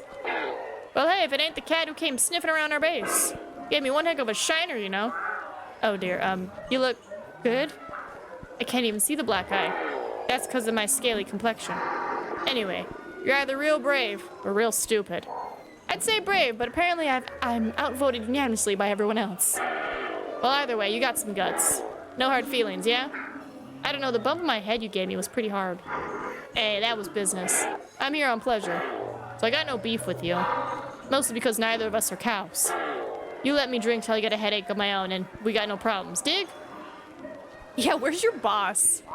I gotta talk to your boss, Manny Malone, again. Where can I find him? You can't. Wait, he's dead? Jeez, I knew I shouldn't have left him trapped in that upside-down glass with no air or food. Now, one of our boys found him and let him loose after you left. He's fine, just very, very pissed at you. Uh-oh. So, what, you're gonna beat me up again? Rip the collar I stole from my paws? Send me to the bottom of the river so I get my fur all wet? Pfft, me? I'm not doing any of that. Like I said, I'm here to relax. I'm off the clock. I'm not doing no crocodile tear business while I got a drink in my claw. But that also means I ain't playing secretary to your meetings with our boss, and I ain't telling you where our new HQ is. You ain't going there, and you ain't seeing the mantis again. But, trust me, given how peeved the boss is, you don't want to see him again. Hey, Scales, did you hear? Sounds like the crocodile tears are having some trouble with the other gangs tonight. They might need your help. What do you know about the other gangs? Frankly, I'm surprised you know about us. Well, I know that the hairy apes are flinging crap again. Or flinging poo at your boys. I mean, I guess you're used to it after all that time in the sewers, but wait, they're trying to start a fight? I didn't think their boss was that dumb. Well, you know that orangutan really loves her monkey business, criminal or otherwise. You know about orangutan? Which in hindsight is sort of funny and weird because she is not in fact a monkey now that I think of it. Ugh, I better head back and see what's up. Boss will probably need my help. Yeah, you should go. Your help might really need help balance the scales. Get it? Scales? Because your name is... And you're... You know what? I'm gonna shut up now before you eat me. First smart thing you've said or done all night. Fine, I'm off. Tell the barkeep to put my drink on your tab. Sure will. Wait, what? And he exited with effortless cool. Why am I getting people to leave the bar? I hope he gets gingivitis and cavities someday. That'll learn him. What up, Rudy? Oh, you. Rudy, good to see you too. What are you doing here at the secret speakeasy that nobody knows about? You were the one who blabbed about it months ago. Oh yeah, that was why I got kicked out the other time. Anyway, what are you doing here? Don't you have to mind the kiosk? How many jackasses, donkeys, and mules do you think need to check the newspaper at this time of night? Besides, Jimmy's holding down the fort. I've earned a drink for my troubles, I think. You have troubles? Sure do. Like getting a certain catty jerk to pay back the money he owes me? Oh. Right. How about that? If you're about to launch into a sob story about how the gig you had lined up isn't gonna pay, I can't fully express how little I want to hear it. Good to know. I definitely was not about to do anything like that. No, sir. Good, because the only next words I want to hear from you are, I've got your money right here. Got it? Ugh, what's the matter? Cat got your tongue? Well, yeah, considering I'm a cat who's got a tongue, but you said not to say any other words except I've got your money right here, so I couldn't reply. And then, just leave before I decide to relieve my headache with some horn-related violence. Bye, Rudy. Oh, my foot's cramping. Oh, so you did make it to the super secret speakeasy that nobody's supposed to know about. I'm honestly surprised. Well, you know, I'm a detective. I know all sorts of things nobody's supposed to know about. What, to make up for not knowing all the things everybody's supposed to know about? More or less. Speaking of which, if you're a regular, how did you not put 2 and 2 together and realize who it was you smelled at the scene of the crime? Do I look like the kind of bird who goes up to everyone in the bar and sniff them deeply? I have other more important things to do with my time. Actually, hey, yeah, didn't you chase me out of your apartment saying you had somewhere important to be? Yet, now you're here? Sweetie, after the week I've had, this is somewhere important to be. Besides, all your questions about the drinks and things here got me thirsty. Well, glad to know the mysterious death of a fellow feline has provided an excuse. Sorry, inspiration to come and get drunk. And no reason to let a little death and detective work ruin a perfectly good evening. Alright, barkeep, what you got? What do you want? So, about what happened earlier that triggered my completely unfair removal and ban from the premises. If you're gonna end that sentence with anything but an apology, you might want to rethink that. So an apology would help? No, but it's the only thing that wouldn't make things worse. Alright, I'm sorry. For everything. Except for calling the lady's mother a hamster. She deserved that pie to the face. Well, it turns out I was wrong. The apology made things worse too. So, how's business lately? Better, now that we've finished payments and repairs. Do you know how rainy the city is? And how many holes you left in the roof? Did I mention I'm sorry? Because I'm sorry. Well, to be fair, it did end up being a great feature for marketing. Rustic skylights and all that. We even came with a commemorative cocktail, named it after you and everything. Wait, you're saying I indirectly inspired my own special cocktail? Wow, what an honor. Yeah, the Flaming Dumpster Fire is one of our best sellers. Who knew? Speaking of dumpsters, you smell like you've been rolling around in one. I'd ask what you've been doing, but I'm afraid to know. Lots of familiar faces here tonight. What do you expect? It's a speakeasy. We got regulars. Regulars that all happen to be animals I know or who are related to the case I'm investigating.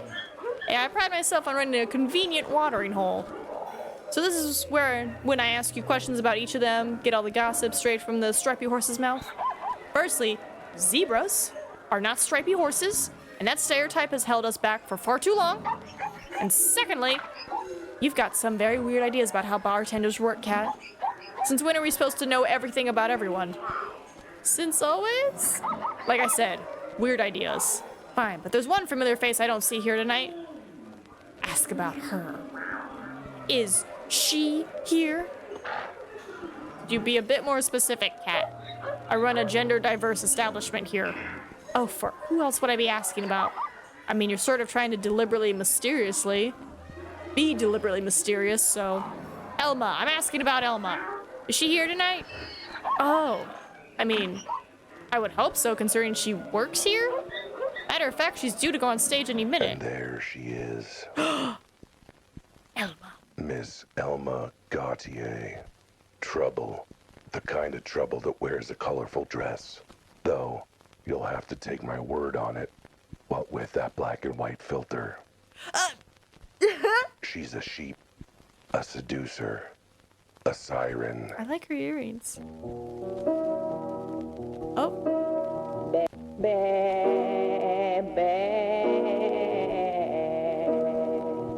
Got better. Please, please more.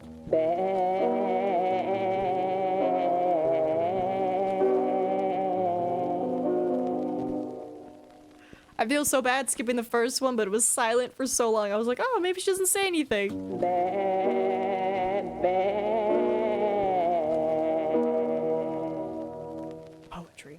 Not a good siren, mind you. Hey, she sounds fantastic. You shush. I don't judge. In this world, you do what you can to survive. And Elma, she's a survivor. Good job, Elma. Even if it means getting her wool dirty with some questionable activities. Oh.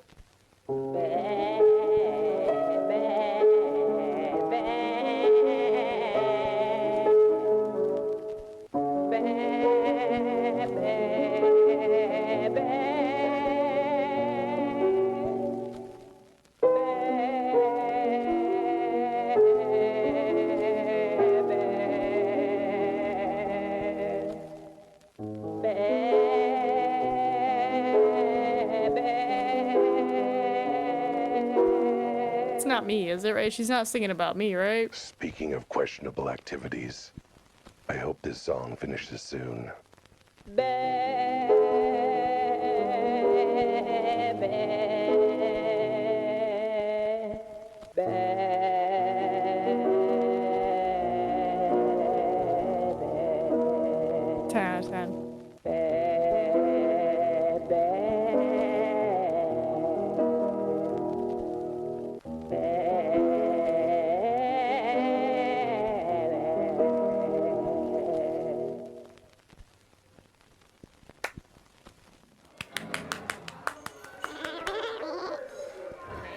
If you want a tip, you know where to find me, at the bar.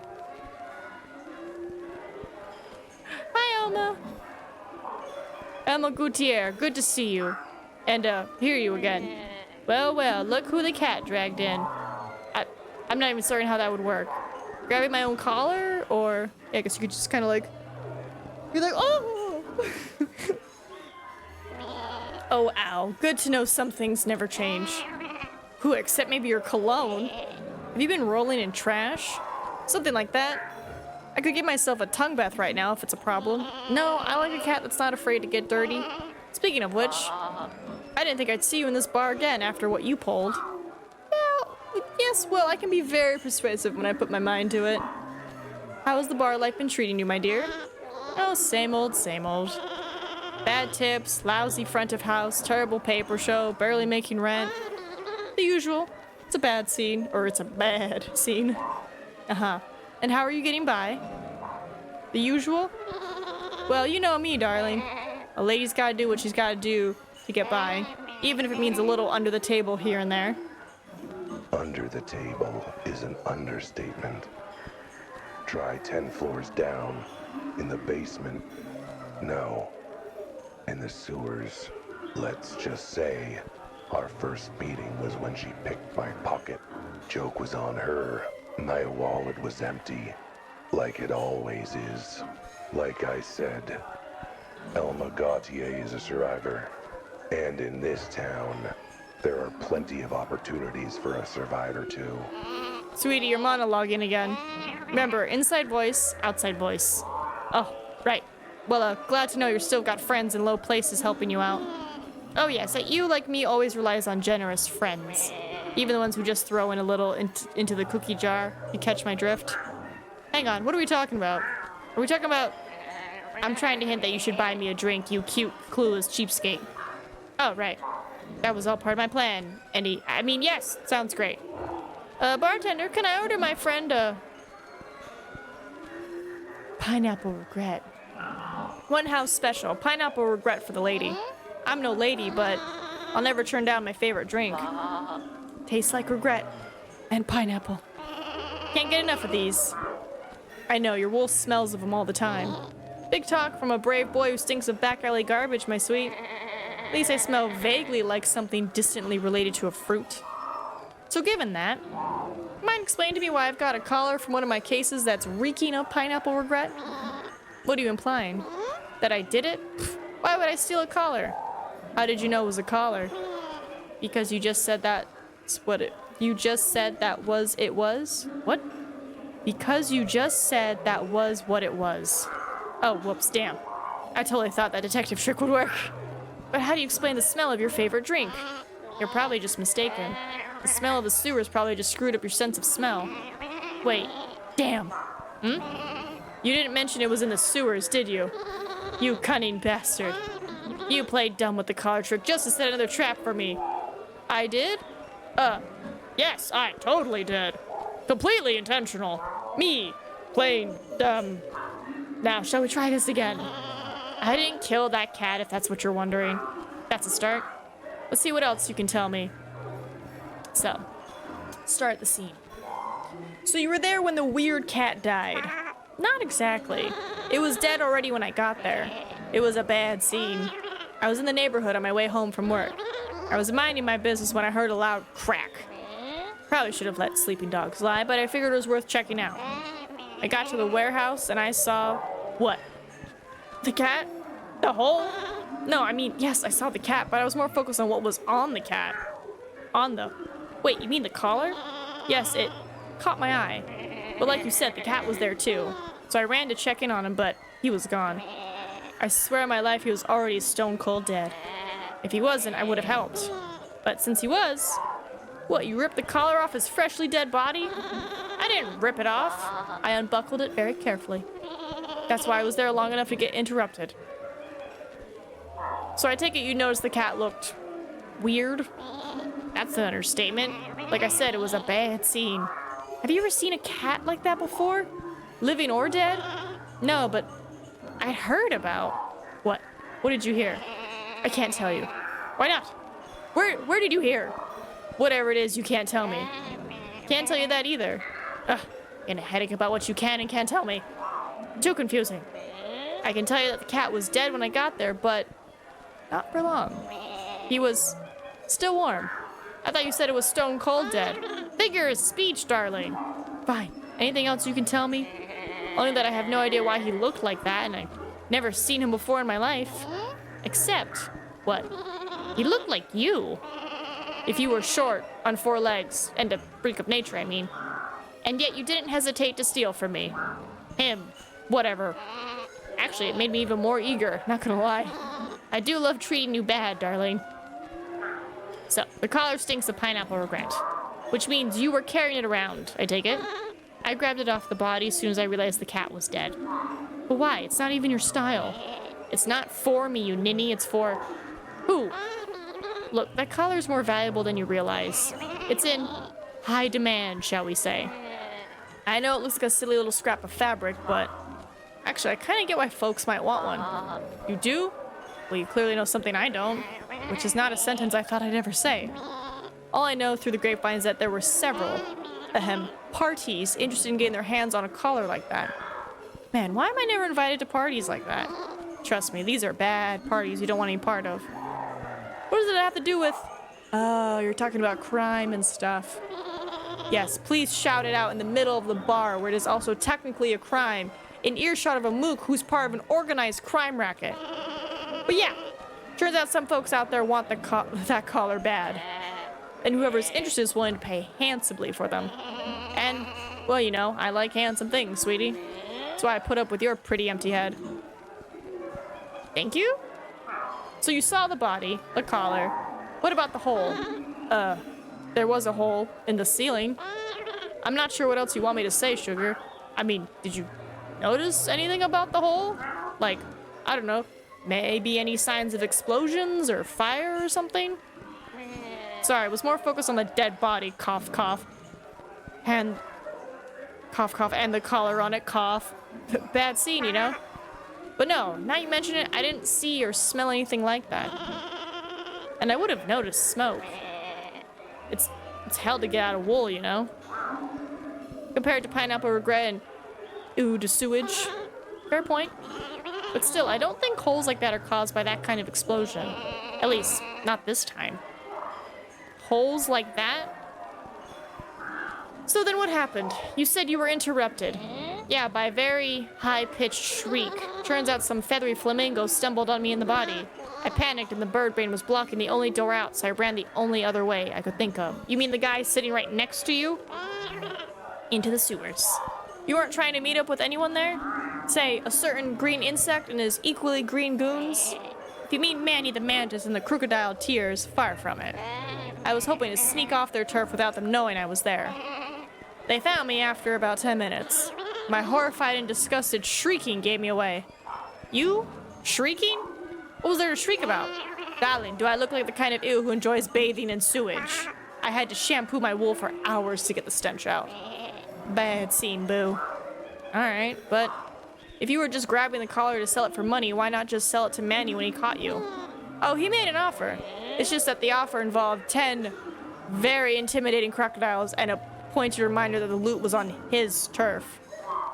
So you had to surrender the collar and run home empty-hoofed. This time, unfortunately. Too bad. Wait, this time? You know, this pineapple regret is really nice. You should try it. That ashtray flavor's not bad. Yeah, what do you mean this time? You make it sound like this has happened before. Do I now? I mean, you certainly don't seem that surprised by what happened. That's just my sang Freud, my dear. Not sure what Sam Lloyd has to do with this. Is he a suspect? Did he do this before? You're lucky you're cuter. I'll be real put out by you right now, mister. So has it happened before or not? Sure has. Don't know how many times, but enough that it's almost a regular thing lately. So who were you gonna sell the collar to before Manny the Mantis put on his winning bid? Whoever ended up being the highest bidder, obviously. You really don't understand how money works, do you, sweetie? I understand that there means there were lots of interested buyers who were willing to compete with each other. Well, that'd be a very smart deduction from you, Al. Save for the bit where I already said as much a few minutes ago. You expect me to pay attention to what you say? Bah. And as for these buyers, any of them have names? Not the sort of names I feel comfortable yelling in the middle of a bar. What do you mean? It's just something that's probably illegal in the middle of an illegal bar filled with illegal... Oh, now I get it. Yes, you get it. Iminal cray, der world, unday of stay. Sorry, babe, I don't speak your fancy French, so if that's your plan for avoiding having the whole criminal underworld listen in, we'll have to do something else. Like I said, the sort of buyers I had in mind with the kind of cash I had in mind aren't the sort who like me yelling their names in public. A bad scene, you know? Of course, I might be more comfortable talking about them if you started yelling their names in public. Because no one knows to suspect me, so I'd be safe if I did it. More like I'd rather you get your kneecaps whacked than me. Well, you say the cat was already dead, but how do I know you're telling the truth? How do I know that any of this was what actually happened? What, I'm not trustworthy? Why wouldn't you trust little old me? Well, I mean, we could start with the fact you seem to be rubbing haunches with the animals of the band scene, as you call it. Or the fact that you willingly admitted to stealing from a corpse in order to score some cash. But mostly, it's because you're a singer in a smoky jazz bar. That always means you're up to no good. Oh, right, that. Look, I can't blame you for doubting me. Doesn't look good, but all I'm really guilty of is being too poor to be fussy about where I get my dough. I'm not bad. I'm just a black sheep of sorts. If that's the case, mind telling me the whole truth? There's clearly something bigger going on here, where you're not giving all the info. A gal's gotta have some secrets. Especially when they might get her in trouble with the wrong crowd. But let's just say if you ask me the right questions, I might be willing to tell you more of what I know. Whether you trust it is up to you. So, I found something very interesting in the police archives. Case 466. Ring a bell? 666. Should it? Considering it involves a mysterious cat, a hole, and 3 very interesting individuals, I figured it might. Tell me, do the names Dom the Dolphin, Orangutan, and Minky the Mink Jones mean anything to you? Fine, I know them. Or well, know of them, at least. They were the buyers I was hoping to sell the collar to. But they're all gang leaders like Manny, aren't they? Between them, they're the heads of the city's criminal underworld. Now you're getting it. And now you know why I wasn't in a hurry to chat about it with the goon sitting nearby. Oh, and that's why we got Scales to leave. But yeah, the whole underbelly of this town's in one hell of a state. The heads of the gangs are looking for those collars, and they're willing to pay top dollar to anyone who brings one to them. Collars? As in plural? Aw, honey, you passed elementary grade grammar. Honestly, no sass, I'm proud of you. But yes, that is how plurals work. So, one from this case, and one from case 4666, I assume. So this, whatever this is, happened twice. Twice? Oh, you sweet, stupid sex on legs. More like the police only caught it twice. It happened way more than that. So you say it happened more than once, but what is it? I don't really know the details, but from what I gather, they all involve some sort of weird cat appearing out of nowhere in random parts of the city. Huh, I didn't think I took any cases like this before. Not you. More like the dead cat. Real small, weird legs.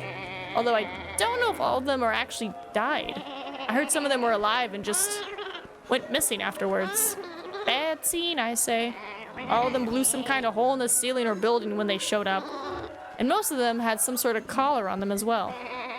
Those collars are what's got everyone riled up. That's why the gang's on the lookout for any random cats showing up. And why there's big bucks to make if you can bring them one. Hence why you went for it. I think I'm getting it. For once. Wow, whole 2 times the police did their job? Don't be too impressed. It was pure luck both times that they stumbled on the cat before anyone else did. And, well, both times there was some strings being pulled to bury the case, if you catch my drift. Catching anyone's drift is against my religion, thanks. Also, what did strings have to do with anything? They're fun to bat around and play with, but payoffs, sweetie. The gangs have their fingers, paws, hooves, and claws in the police pie. Clearly one of them made your case go away so no one poked too deeply. Ah, poking too deeply is my specialty. It's what stopped me from becoming a dentist. Or a proctologist. Thanks for that bad image. So, what have the gangs been doing exactly? Besides paying off the cops, you mean? Well, they've all been keeping their ears to the ground, listening for any word about any of these weird cats showing up. So they're not the ones behind bringing the cats in the first place? I don't know.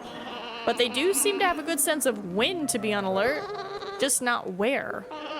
Either way, when they get wind of another, whoever runs that territory swoops in and clears everything out before the cops or anyone else notices. Unless, say, a plucky gal sneaks in to grab the goods before then. Uh-huh. And how'd that go for you? Pretty bad.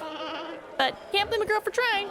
Gangs might have an understanding about respecting turf, but that won't stop them from trying to get a leg up on each other. Or several legs, really. So when they clear everything out, does that mean the cat too? Are they putting the poor kitties in concrete muffin makers? No idea. They take the cat with them either way. No one's actually seen any of the cats since then. So, yeah. Bad scene even for me. But I get the feeling that's just tying up loose ends. It's not the cats they're interested in. It's those weird collars of theirs. They're fighting tooth and nail over them. Makes me think there might be a separate buyer that they're all competing for. What I don't understand is what's so special about those collars. I can't imagine why so many are trying to get their hands on them. Ah, for once, something I know that you don't. So how long has this been going on for with the cats and the collars and stuff? Oh, months, darling. It's been a bad scene for a while. How has no one besides your shady friend picked up on anything? Surely I've noticed something after this long. Sweetie, you don't even notice when you have kitty litter on your butt. I don't think you're an expert on what does and doesn't draw attention. Besides, my shady friends like to keep things on the down low. And they're very good at what they do. So then I guess the question is, if this has happened more than twice, how many times has it happened? A lot. Like 3? 4? High single digits? Try high double digits. And those are just the ones I've heard about. Might even be triple digits. My God, that's bad. I don't know if I can count that high. I only have 18 toe pads.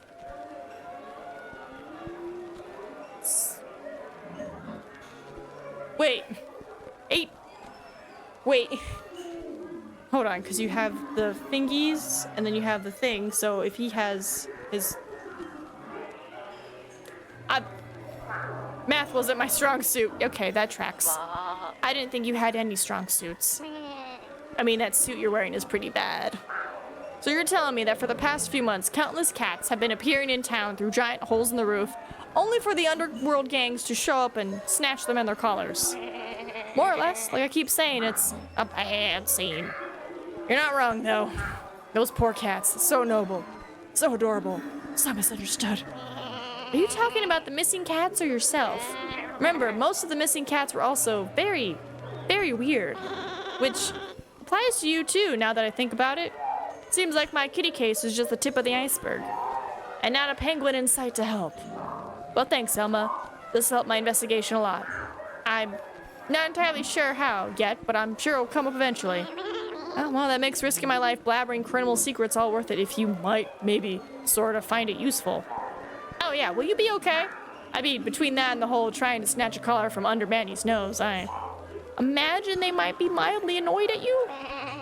Serves her right for not paying me what I'm worth. Besides, I've had a pineapple regret, which means doing things I'm gonna regret. Don't worry about me, doll. My wool might get dirty, but I know a good dry cleaner. And I'm always make the best of a bad scene. Alright, that'll be all for now, Emma. But don't go too far, I might have other questions. What else would I be but here, sugar? Alright, got mandrill for all seasons, multiple collars, bad scene. Alright, so maybe now he'll talk to us, because now I know stuff. Hi, Rudy. Bug. It'll be a long walk with no wheels. I'll need to call for a ride back to the clock store. Oh, I was gonna go talk to what's his face, but okay. Barkeep, what do you want? Ask for the drink. Do you still serve that drink that smells and tastes like pineapple juice served in elderly chain smoking? Pineapple regret, obviously. It's our house specialty. I mean, during your fiasco, I'm thinking of taking it off. House special. That means it's really popular. Like, really, you've only been kicked out for like a week. You can't have forgotten this much about this place, no matter how hard I try and sell it. Talk up the good make of the cigars, the rhino's lack of flatulence. Still seems like only one animal orders it. Good to know, which reminds me. I'd like a ride, please. No alcohol for our kitty. We need to stay sharp. I need to make a phone call. What, to a lawyer? First smart thing you've done. No, just need to get a lift. What, from your mommy? No, nothing maternal about it. No siree. Now just shove the booster seat out of the way and mind the slobber on the pacifier. Ah, the joys of being a mother. Thanks, Mom. I mean, Deborah. I appreciate you giving me a lift. Again. Don't mention it. I figure these are all billable hours, so a few more of these rides should put at least 2 more kids through college. Wait, you're billing me for this? I thought you were just doing it because you like me. I do. I like you because I get to bill you a lot. You know what? I'll take it. Because right now, I need all the friends I can get. I need to ask you something. Something very important. Anytime. Do you mind if I give myself a tongue bath back here? I'm in desperate need of one. Oh. Yes. Yes, you are. Go right ahead. The back seat's already covered in drool from the kids anyway. Fantastic. Now to see if I've got enough room to start licking my own crotch. Oh my god. What up, Owlman? Alright. Okay, so what? Well, I have the collar in my pocket.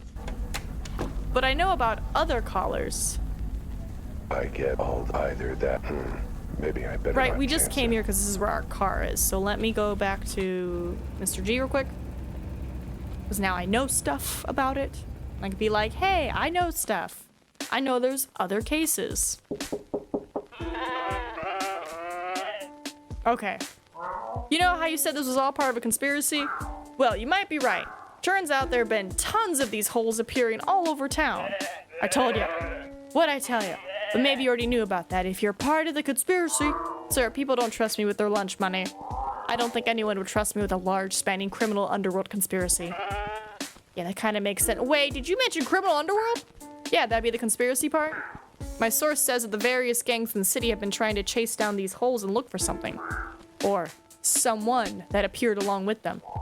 Some of them have been trying to beat each other to the punch or pay off others to go in and steal what they're looking for. It's a bad scene, as my source would say. Wait, what did you just say? Oh, that the gangs are trying to be first to find... No, the other thing. What your source said. Oh, she said it was a bad scene. Frankly, I feel like it's a bad pun, but you know. Alright, I'll trust you. I'm coming out. Oh, I thought you'd never come out. Now, let's get a look at you. Hee hee. Hee hee hee hee hee. What's wrong? Is my wool messy? Sorry, I haven't had a shower in a month, so... No, you just look a lot like someone I know. Uncannily, even. Like someone used the same model of sheep twice. Oh, I'm sure that's just coincidence. There's no other reason this someone would reuse the same model after all. It's just that you look a lot like a friend of mine. Elma? Do you know her? What, you think us sheep all magically know each other? It's not like we've known for flocking together or anything. And for the record, no. Oh, it should be N-O. No, I don't know the singer at the secret speakeasy nobody's supposed to know about. I don't even go to the back cover. Anyway, now you see what I'm talking about. This is all part of the cult's machinations? Machinations. And the criminal underworld is its grasping paw. Hang on, back up a minute. Before we start unpacking that.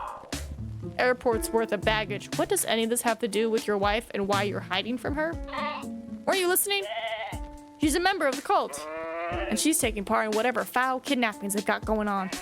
Maybe even murder. And you, excuse me, know this how? Do you want me to start with reading it in her journal or start with hearing it from her victim's own lips? Meow? Meow? Oh, meow.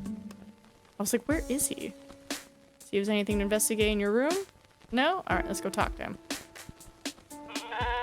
It's a relief to have someone to tell about all this. What do you need to know? Let's pace ourselves a bit, start at the beginning. What happened the day you started hiding in your room? Well, it all started when Wilma headed off for her ballet recital. I'd rather be shaved by a blind yak than watch that stuff, so I decided to go out on the town. But before I could do that, let me guess, suddenly a hole appeared in the wall with a loud bang. Actually, no, the hole had been there for a week already. She said it was for a skylight she was putting in. I was drinking some water and accidentally spilled some. Normally I just wait for her to get home to clean up, but after I kept slipping on the puddle while I got ready, I finally decided to mop it up myself. Then it took me an hour to find the closet with the cleaning supplies because, you know, not like I ever used them. But when I opened it, I saw, what, cleaning supplies? Well, yes, but I also saw him, her victim. What victim? What makes you say victim? What else do you call something or someone who's been kidnapped, tied up, and stuck in a closet? Wait, back up. You're saying you found someone tied up in one of your closets? Yeah, that's what I just said. Pay attention. But not just someone, a strange, freakish creature like nothing I'd never seen before. Hey, I represent that remark. Huh? I mean, it was a weird, small, four-legged cat, right? What? No, nothing like that. What part of never seen before didn't make sense to you? God, I'm amazed my wife hired you. Okay, so what was it if not a cat? He was pink, I guess. No fur at all, except on his head and chin. Head and chin, fur. It's either a weird sphinx or maybe a Chinese crested dog. Stood on two legs, but a lot taller than me, had the weirdest face I'd ever seen. Oh, never mind, that's out the door. A human! Yes, I'm the title holder, no longer. So you found a creature tied up on your broom closet. It's supposed to be in, not on. How do you know your wife was the one who tied them up? Because he told me when I took the gag off. Wait, he was gagged and he could speak? That's unusual. It's usually why you gag someone, yes. He begged me to help him, said he'd been trapped in there for at least a few days. Let me guess, around the time the hole appeared. Did he say how he got there? Well, yes and no. He said he appeared in the apartment somehow, which didn't make any sense, and when I asked him to explain, his explanation made less sense. But when I asked how he got in the closet, he was very clear there. It was my wife. My perfidious partner. My suspicious squeeze. My... Mr. G, focus. How did she manage to overpower him? He said that when he first appeared, my wife was there in the apartment. Apparently, she reassured him, explained some things, made him some tea to calm him down, but the tea tasted strange, and he fell asleep, only to wake up in the closet, gagged and bound. I knew her tea was bad, but I had no idea it was that bad. You said that you were able to tell your wife was an evil kidnapper cultist from her journal? Well, sort of. It's also her day planner, you see? And her to-do list. She also calls it her manifestation diary. I get the picture.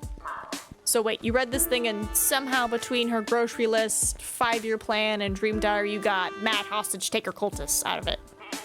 I mean, it wasn't difficult. She put down cultist meeting in her day planner. Oh. Wow. Not the smartest cultist I've ever heard of. You sure she didn't write client meeting in really bad handwriting? No, that ends up looking like diet meeting. Let me tell you, the day I asked how the diet meetings were going was not a good day for me. What else did this creature say to you other than, help me, get me out of here? I mean, there was a lot of that. A lot. And of course, that was when he told me about what my wife did. But everything else he said was weird. Right, you said something earlier about his explanation of appearing was weird and made no sense. What did he actually say?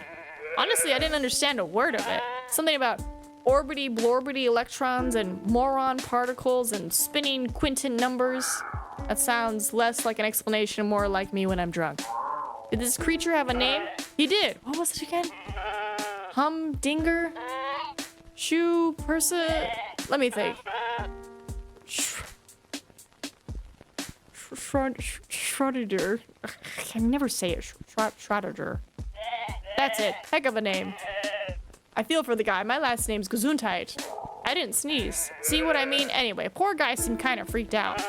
Though, more about the closet thing than anything else, weirdly enough. Ah, yes, because everything else seems so run-of-the-mill. Did he say anything else strange?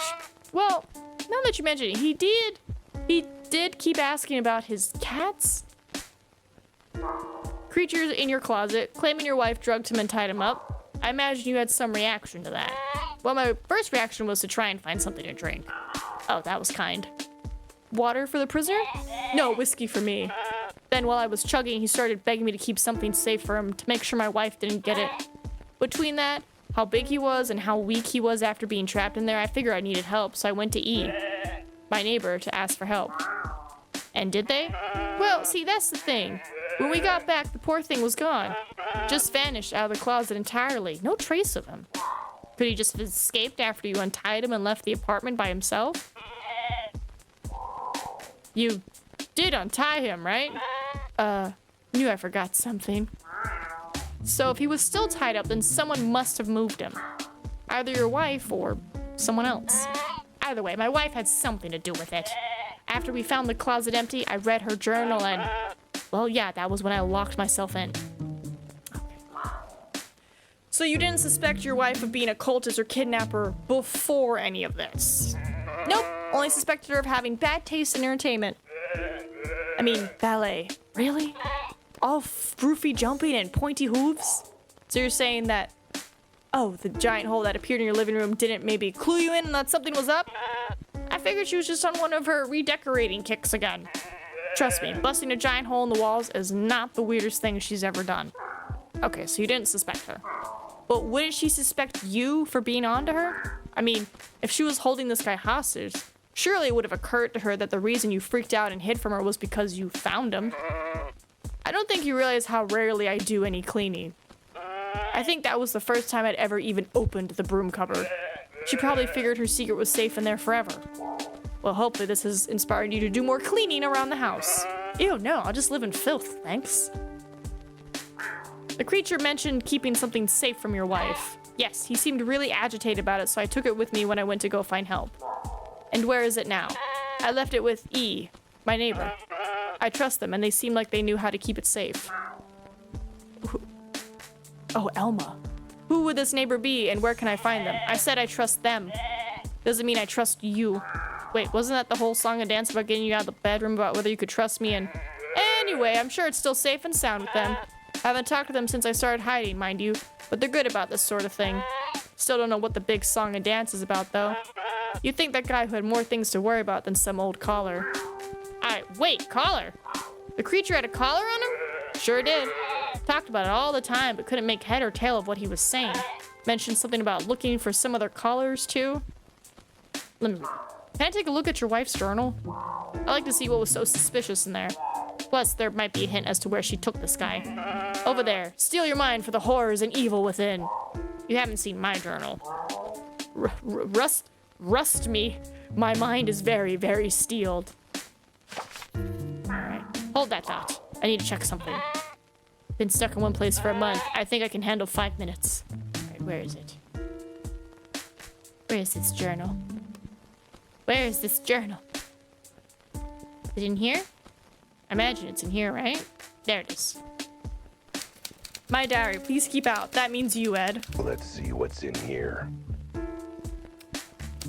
Today's schedule. Get up, make breakfast, clean Ed's mess, noon, finish cleaning Ed's mess in time for lunch, grocery shopping, fur appointment, pick up dry clean, pick up Jay for cult meeting, make dinner. That's great. Gotta say, this isn't sounding particularly incriminating about her being a cultist. See, nothing at all out of the ordinary. Oh, right. Shopping list: eggs, bread, milk, grass for Ed, ethically sourced meat for me, unethically sourced meat as a treat. Tea, sugar, sleeping powder, odorless, tasteless, rope, blindfold, gag, keep for later, fun with Ed, cleaning detergent, incense knife, new, cloak, black, sandwiches for tomorrow, cult meeting reminder, J dislikes mustard, and M hates mayo. Oh my god. She's great. Wow. This is some dark, evil stuff. I mean, she went and got store-bought cupcakes for her secret cult meeting instead of home-baked. That woman's a monster. My personal goals and manifestations: finding happiness. Wow. She even used glitter pens on that last word. Oh. Comfortable home, tell Ed to clean his own mess for once, earn enough money to afford ballet lessons, twist the laws of reality and morality to serve the members of our cult of greatness, and to enrich us with wealth and power beyond our wildest dreams, spend more time in the great outdoors. What does it say? Take up knitting.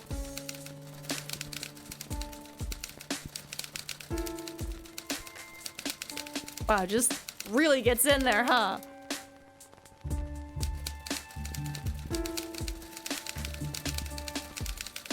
Dear Diary, exciting day today. I was cleaning up yet another one of Ed's messes when, wouldn't you know it, some strange guy suddenly appeared out of a hole in my living room. I know, I can't believe it either. Aren't I the luckiest? He said he was looking for some cats and their collars. Apparently they have some sort of power. Naturally, I did what any smart lady does in such a situation. Drugged him, tied him up, and stuck him in my closet. I'm a genius. After all, he might be exactly what our cozy little cult has been waiting for all these years. The ticket to everything we've dreamed of. We'll tell the other members at the ritual tomorrow, since I'm already bringing potato salad. May need to ask Jay to help me move him. Luckily, no one will ever find him. It'll be a cold day in hell when Ed actually opens the broom cupboard. Very nice, very nice.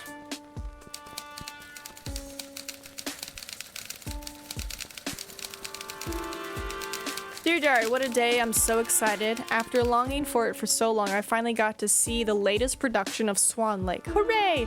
It was absolutely indescribable, just like the other 20 versions I saw. I've already bought tickets to the next one. I've heard it might involve a goat. I also took advantage of dear Ed being out of the house with his friends and finally got my, house guests moved to the cult HQ. Woo! One less chore around the house. Everyone was really excited about our visitor and agreed we should keep him at the mansion. Oh, he was really heavy to carry, though. Thank goodness Jay came along to help. We got him to the cult meeting and had quite the lively interrogation. It was quite late when I got home, and dear sweet Ed must have already gone to bed, innocent as a lamb, but the silly sheep left the door locked. Oh dear. Oh, and then this is when he's like realizing things. Okay, so in that time frame, he left, and while he was gone, they moved him. Got it.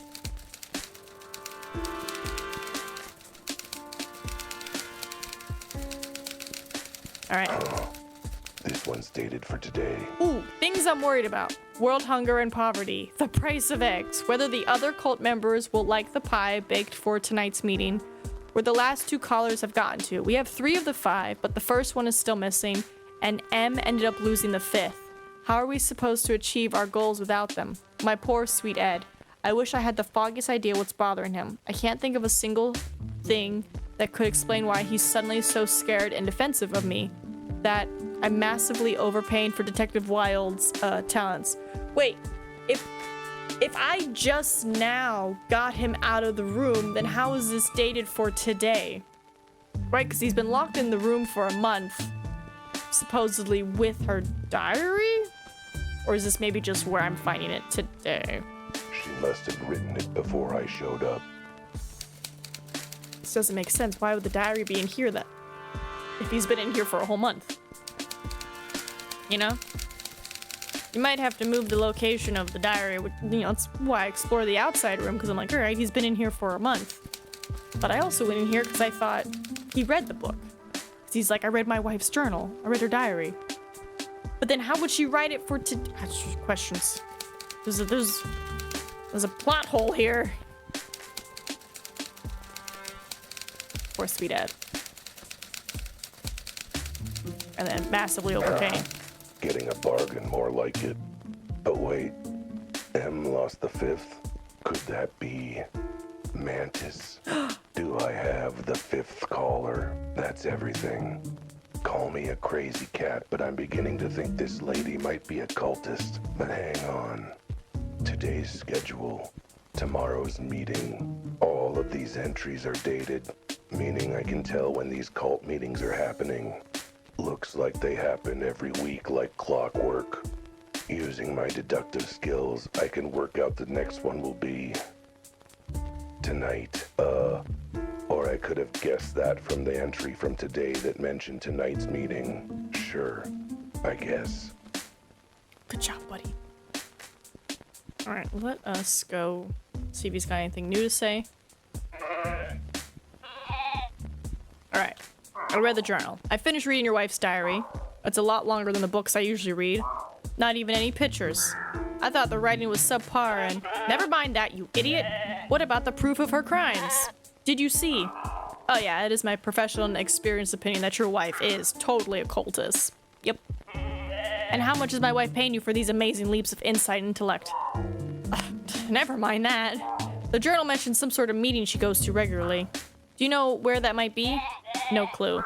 Okay, do you have any idea about this J character? Seems to be a culty friend of your wife? No idea. Do you actually know anything about your wife's personal life at all? Friends, pastimes, hobbies? No, why would I bother staying updated on all that? She's just my wife after all. I'm beginning to think the two of you might just deserve each other. Alright, well, I've got to figure out how to crash a cult meeting. Now you're out of your room, you might want to get somewhere safe. Don't have to tell me twice. This whole thing is definitely what I would call a bad scene. Huh, you've given me an idea. I've never thought I'd say this, but I might actually have to go talk to the cops. The what now? What, like a Betty? So Mr. G's wife is involved with something sinister, and more callers are showing up. But that's not what's got me thinking. Two things are bugging me. One, I have a big itch on my back that I just can't reach. And two, Mr. G's a sheep, which would be fine if Elma wasn't a sheep as well. That's too many sheeps in one case just to be a coincidence. Something's not adding up. And since I suck at basic math, I'm gonna go talk to Betty. She at least can count above 10, I think. Look who's back. I still can't help you, you know? Does that mean you can help me or you can't help me or you can't not help me? It means I clearly have to pick a simpler code. One that your tiny brain can actually wrap around. Well, either way, I'm here for something you can help me with. Or can help me with. Whatever. You've got records on everyone in the city in your file cabinets, right? I need to check up on someone relevant to the case. Sure, I suppose. You're just lucky my files are organized. What's their last name? Actually, do you know of anyone called Schrodinger? That cat guy? Hang on, I think I know that name. Let me check our records. Searching for files. Boop, boop, boop, boop, boop, boop, boop, boop, boop. Yeah, he's a physics professor at the local university, apparently. Talks a lot about things like, well, things my underpaid police hind doesn't understand. Entanglement, wave mechanics. Let me guess. He's been missing for the past, say, a month or so? No. He's been out of town attending some sort of bigwig seminar about physics. A likely story. Probably just a cover for him being missing while he was actually trapped in a wolf's closet with a gag in his mouth. Interesting theory, but considering the newspapers have had pictures of him for weeks with headlines like local university professor amazes international community lecture, it'd be pretty hard to explain. which of course you would have known if you ever read the newspaper. I just glance over for the class of vids and the comics. Those are the only important bits anyway. Still, that's strange. If he's been out of town with the airtight alibi, who's the guy in the closet claiming to be him? Beats me. Maybe ask him? Can't at the moment, but maybe someone else can fill in some blanks. Would you look up Gutierre? There's a sheep who may be related to this case. Elma Gutierre? A female name? I'm amazed you met a woman who could tolerate you for more than 60 seconds. Hey, I've got plenty of female friends. Some of them even tolerate me for more than 90 seconds. Anyway, do you have a file on her? Let me check my drawers. Boop, boop, boop, boop, boop, boop. Boop, boop, boop, boop, boop, boop, boop. Searching for files. And, oh boy, I sure do have a file on her. Got a list of crimes here down to my hoof. Like what? Stealing? Kidnapping? Murder? More like 20 cases of is a femme fatale in a noir drama, so is clearly guilty of something or other. Well, that and the petty theft, fencing stolen goods, blackmail, soliciting, and taking candy from a baby? The witch! She's got a diverse portfolio of skills, that's all. Don't suppose she has any relatives, does she? Say, I don't know, a brother? It says unknown as Gutierre. What does that mean as Gutierre? As compared to what? A Yorkshire Terrier named Steve? See? Steve's. I mean, you're not totally wrong? Wait, I'm not?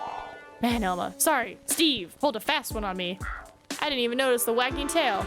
No, I meant more that she's gone by another name before Gutierre, according to this. Looks like the first thing we have on file here is a petition for a legal name change. Gutierre is what she changed it to. What? Why? Apparently the legal reason she wrote on her form was, my original family name is bad. How bad?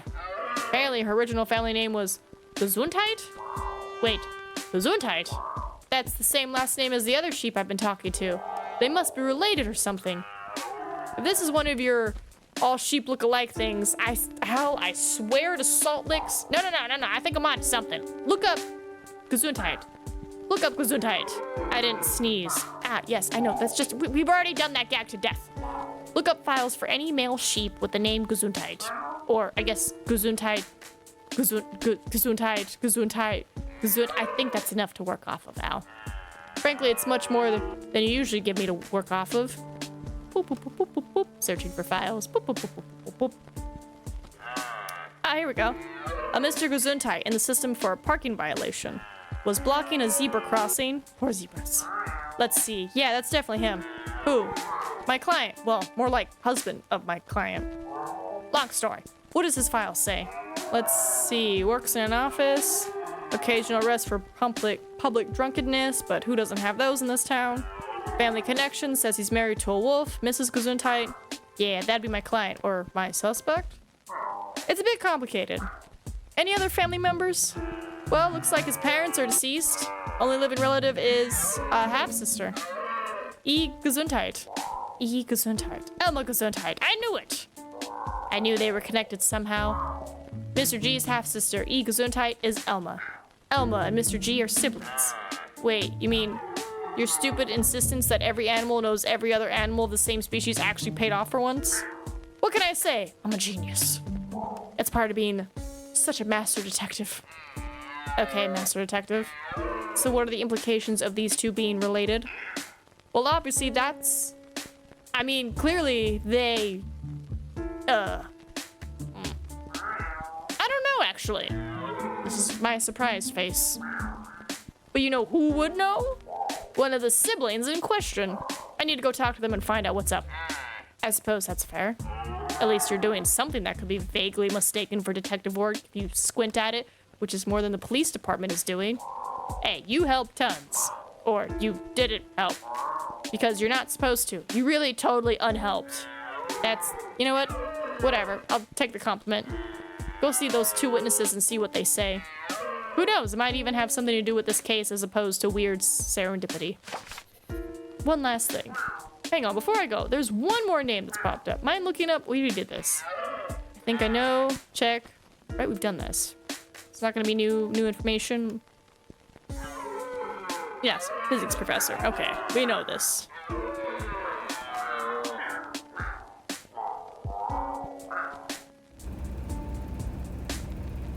Oh, they just kicked me out? Okay.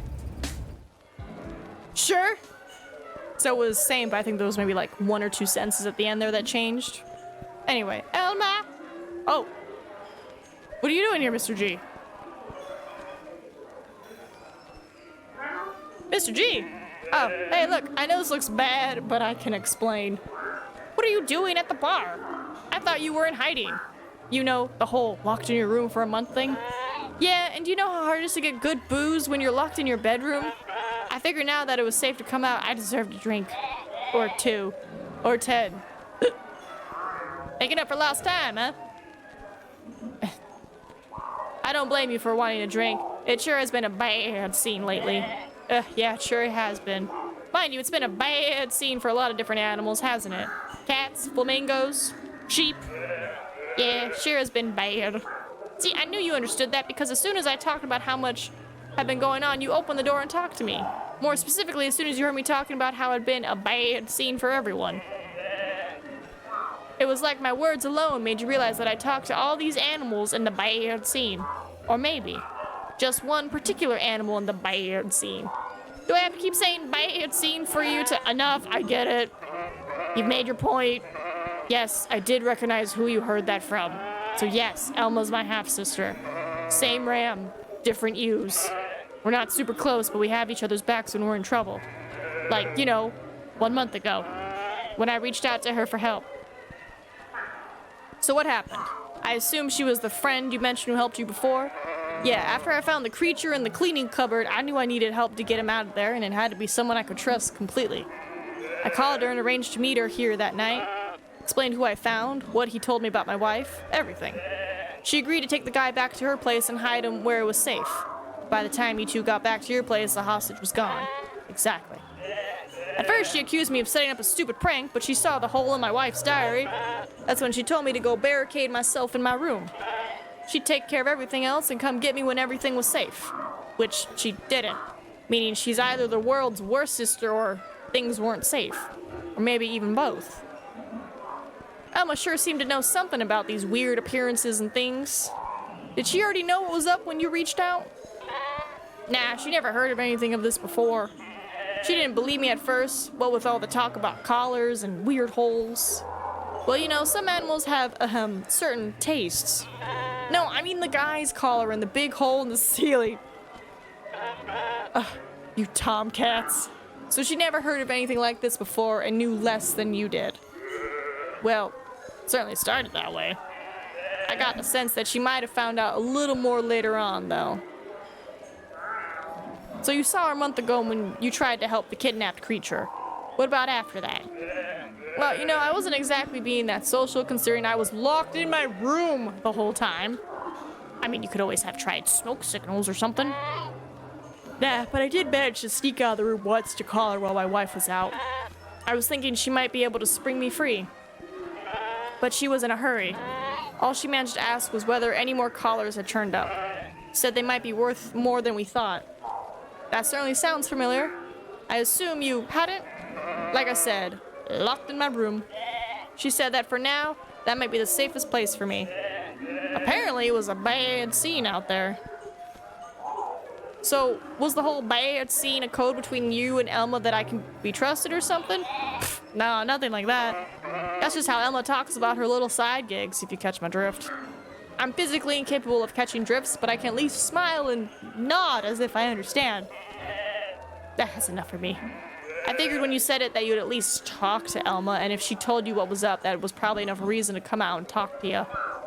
Ah, so it proved that she trusted me, so you could too. Trust is a strong word. Let's go with considered you vaguely useful enough to actually loop you in on some information. Hey, I'll take it. Is there anything else you can think of about her involvement with the case? Anything she told you before or after? Anything you told her? Mostly just told me to keep myself safe and she'd keep the collar safe and churn. Wait a minute. Back up. Back up. A little further. Just to the left. There. She's got the closet guy's collar? Yeah. He was adamant that it was important and needed to be kept safe, so I brought it with me when I went to ask her for help. After he vanished, I gave it to her for safekeeping. I didn't want my wife to find it after all. Well, I've got good news and bad news. Good news is, your wife probably won't find it. Bad news news is that's because I'm pretty sure Elma sold it to some lowlifes. Actually, I asked about that when she called and mentioned the collars were worth money. I asked if she'd already sold the one she had, but she said she wanted enough dough so we could both skip town together in style. And apparently whoever was buying these collars would pay way more if she could offer a full set of them. So you're saying she still has that first collar? Oh boy. It's all coming together in my head. In a pretty jumbled mess that I can't make head or tail of. Meow. I think I'm gonna have to talk to your sister. Do you know where she is? I mean, if she's not here at the bar, she'd be at her apartment this time of day. Can you give me the address?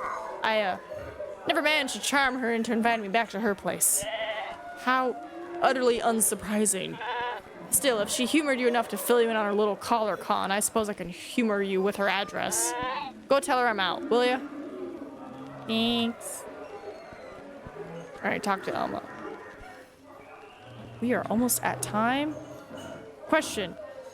How do I know where it saves? I'm just gonna get us to Elma and hope it saves us there. I should have known. Should have known the minute that dame started looking sheepish. Well, I mean, she always looks sheepish. She's a sheep. But she's wrapped up in this case tighter than my belt after Christmas dinner. Which would be pretty tight if I wore a belt. I think it's time she gave me some real answers. Ideally spelled out in small words with a helpful diagram. Maybe with puppets. I do love puppets. Oh my god. Alright, Elma, the wool's out of the washer. Oh god, I think I ended us into a cutscene. Dang it. Time to give me some clear, clean, organized answers? Is now a bad time? It's always a bad time when you're involved, darling. It's almost adorable, to be honest. Elma, are you alright? Perfectly fine, sweetie. I wish I could say the same for my apartment. How am I supposed to project aloof elegance like this? What happened? Not entirely sure. I was out in the town and found my place like this when I got back. Let me guess. Is there a way to exit this? No. Well, I guess we're gonna take the risk. We're gonna take the risk and see what happens. I'm just gonna end it right there for us.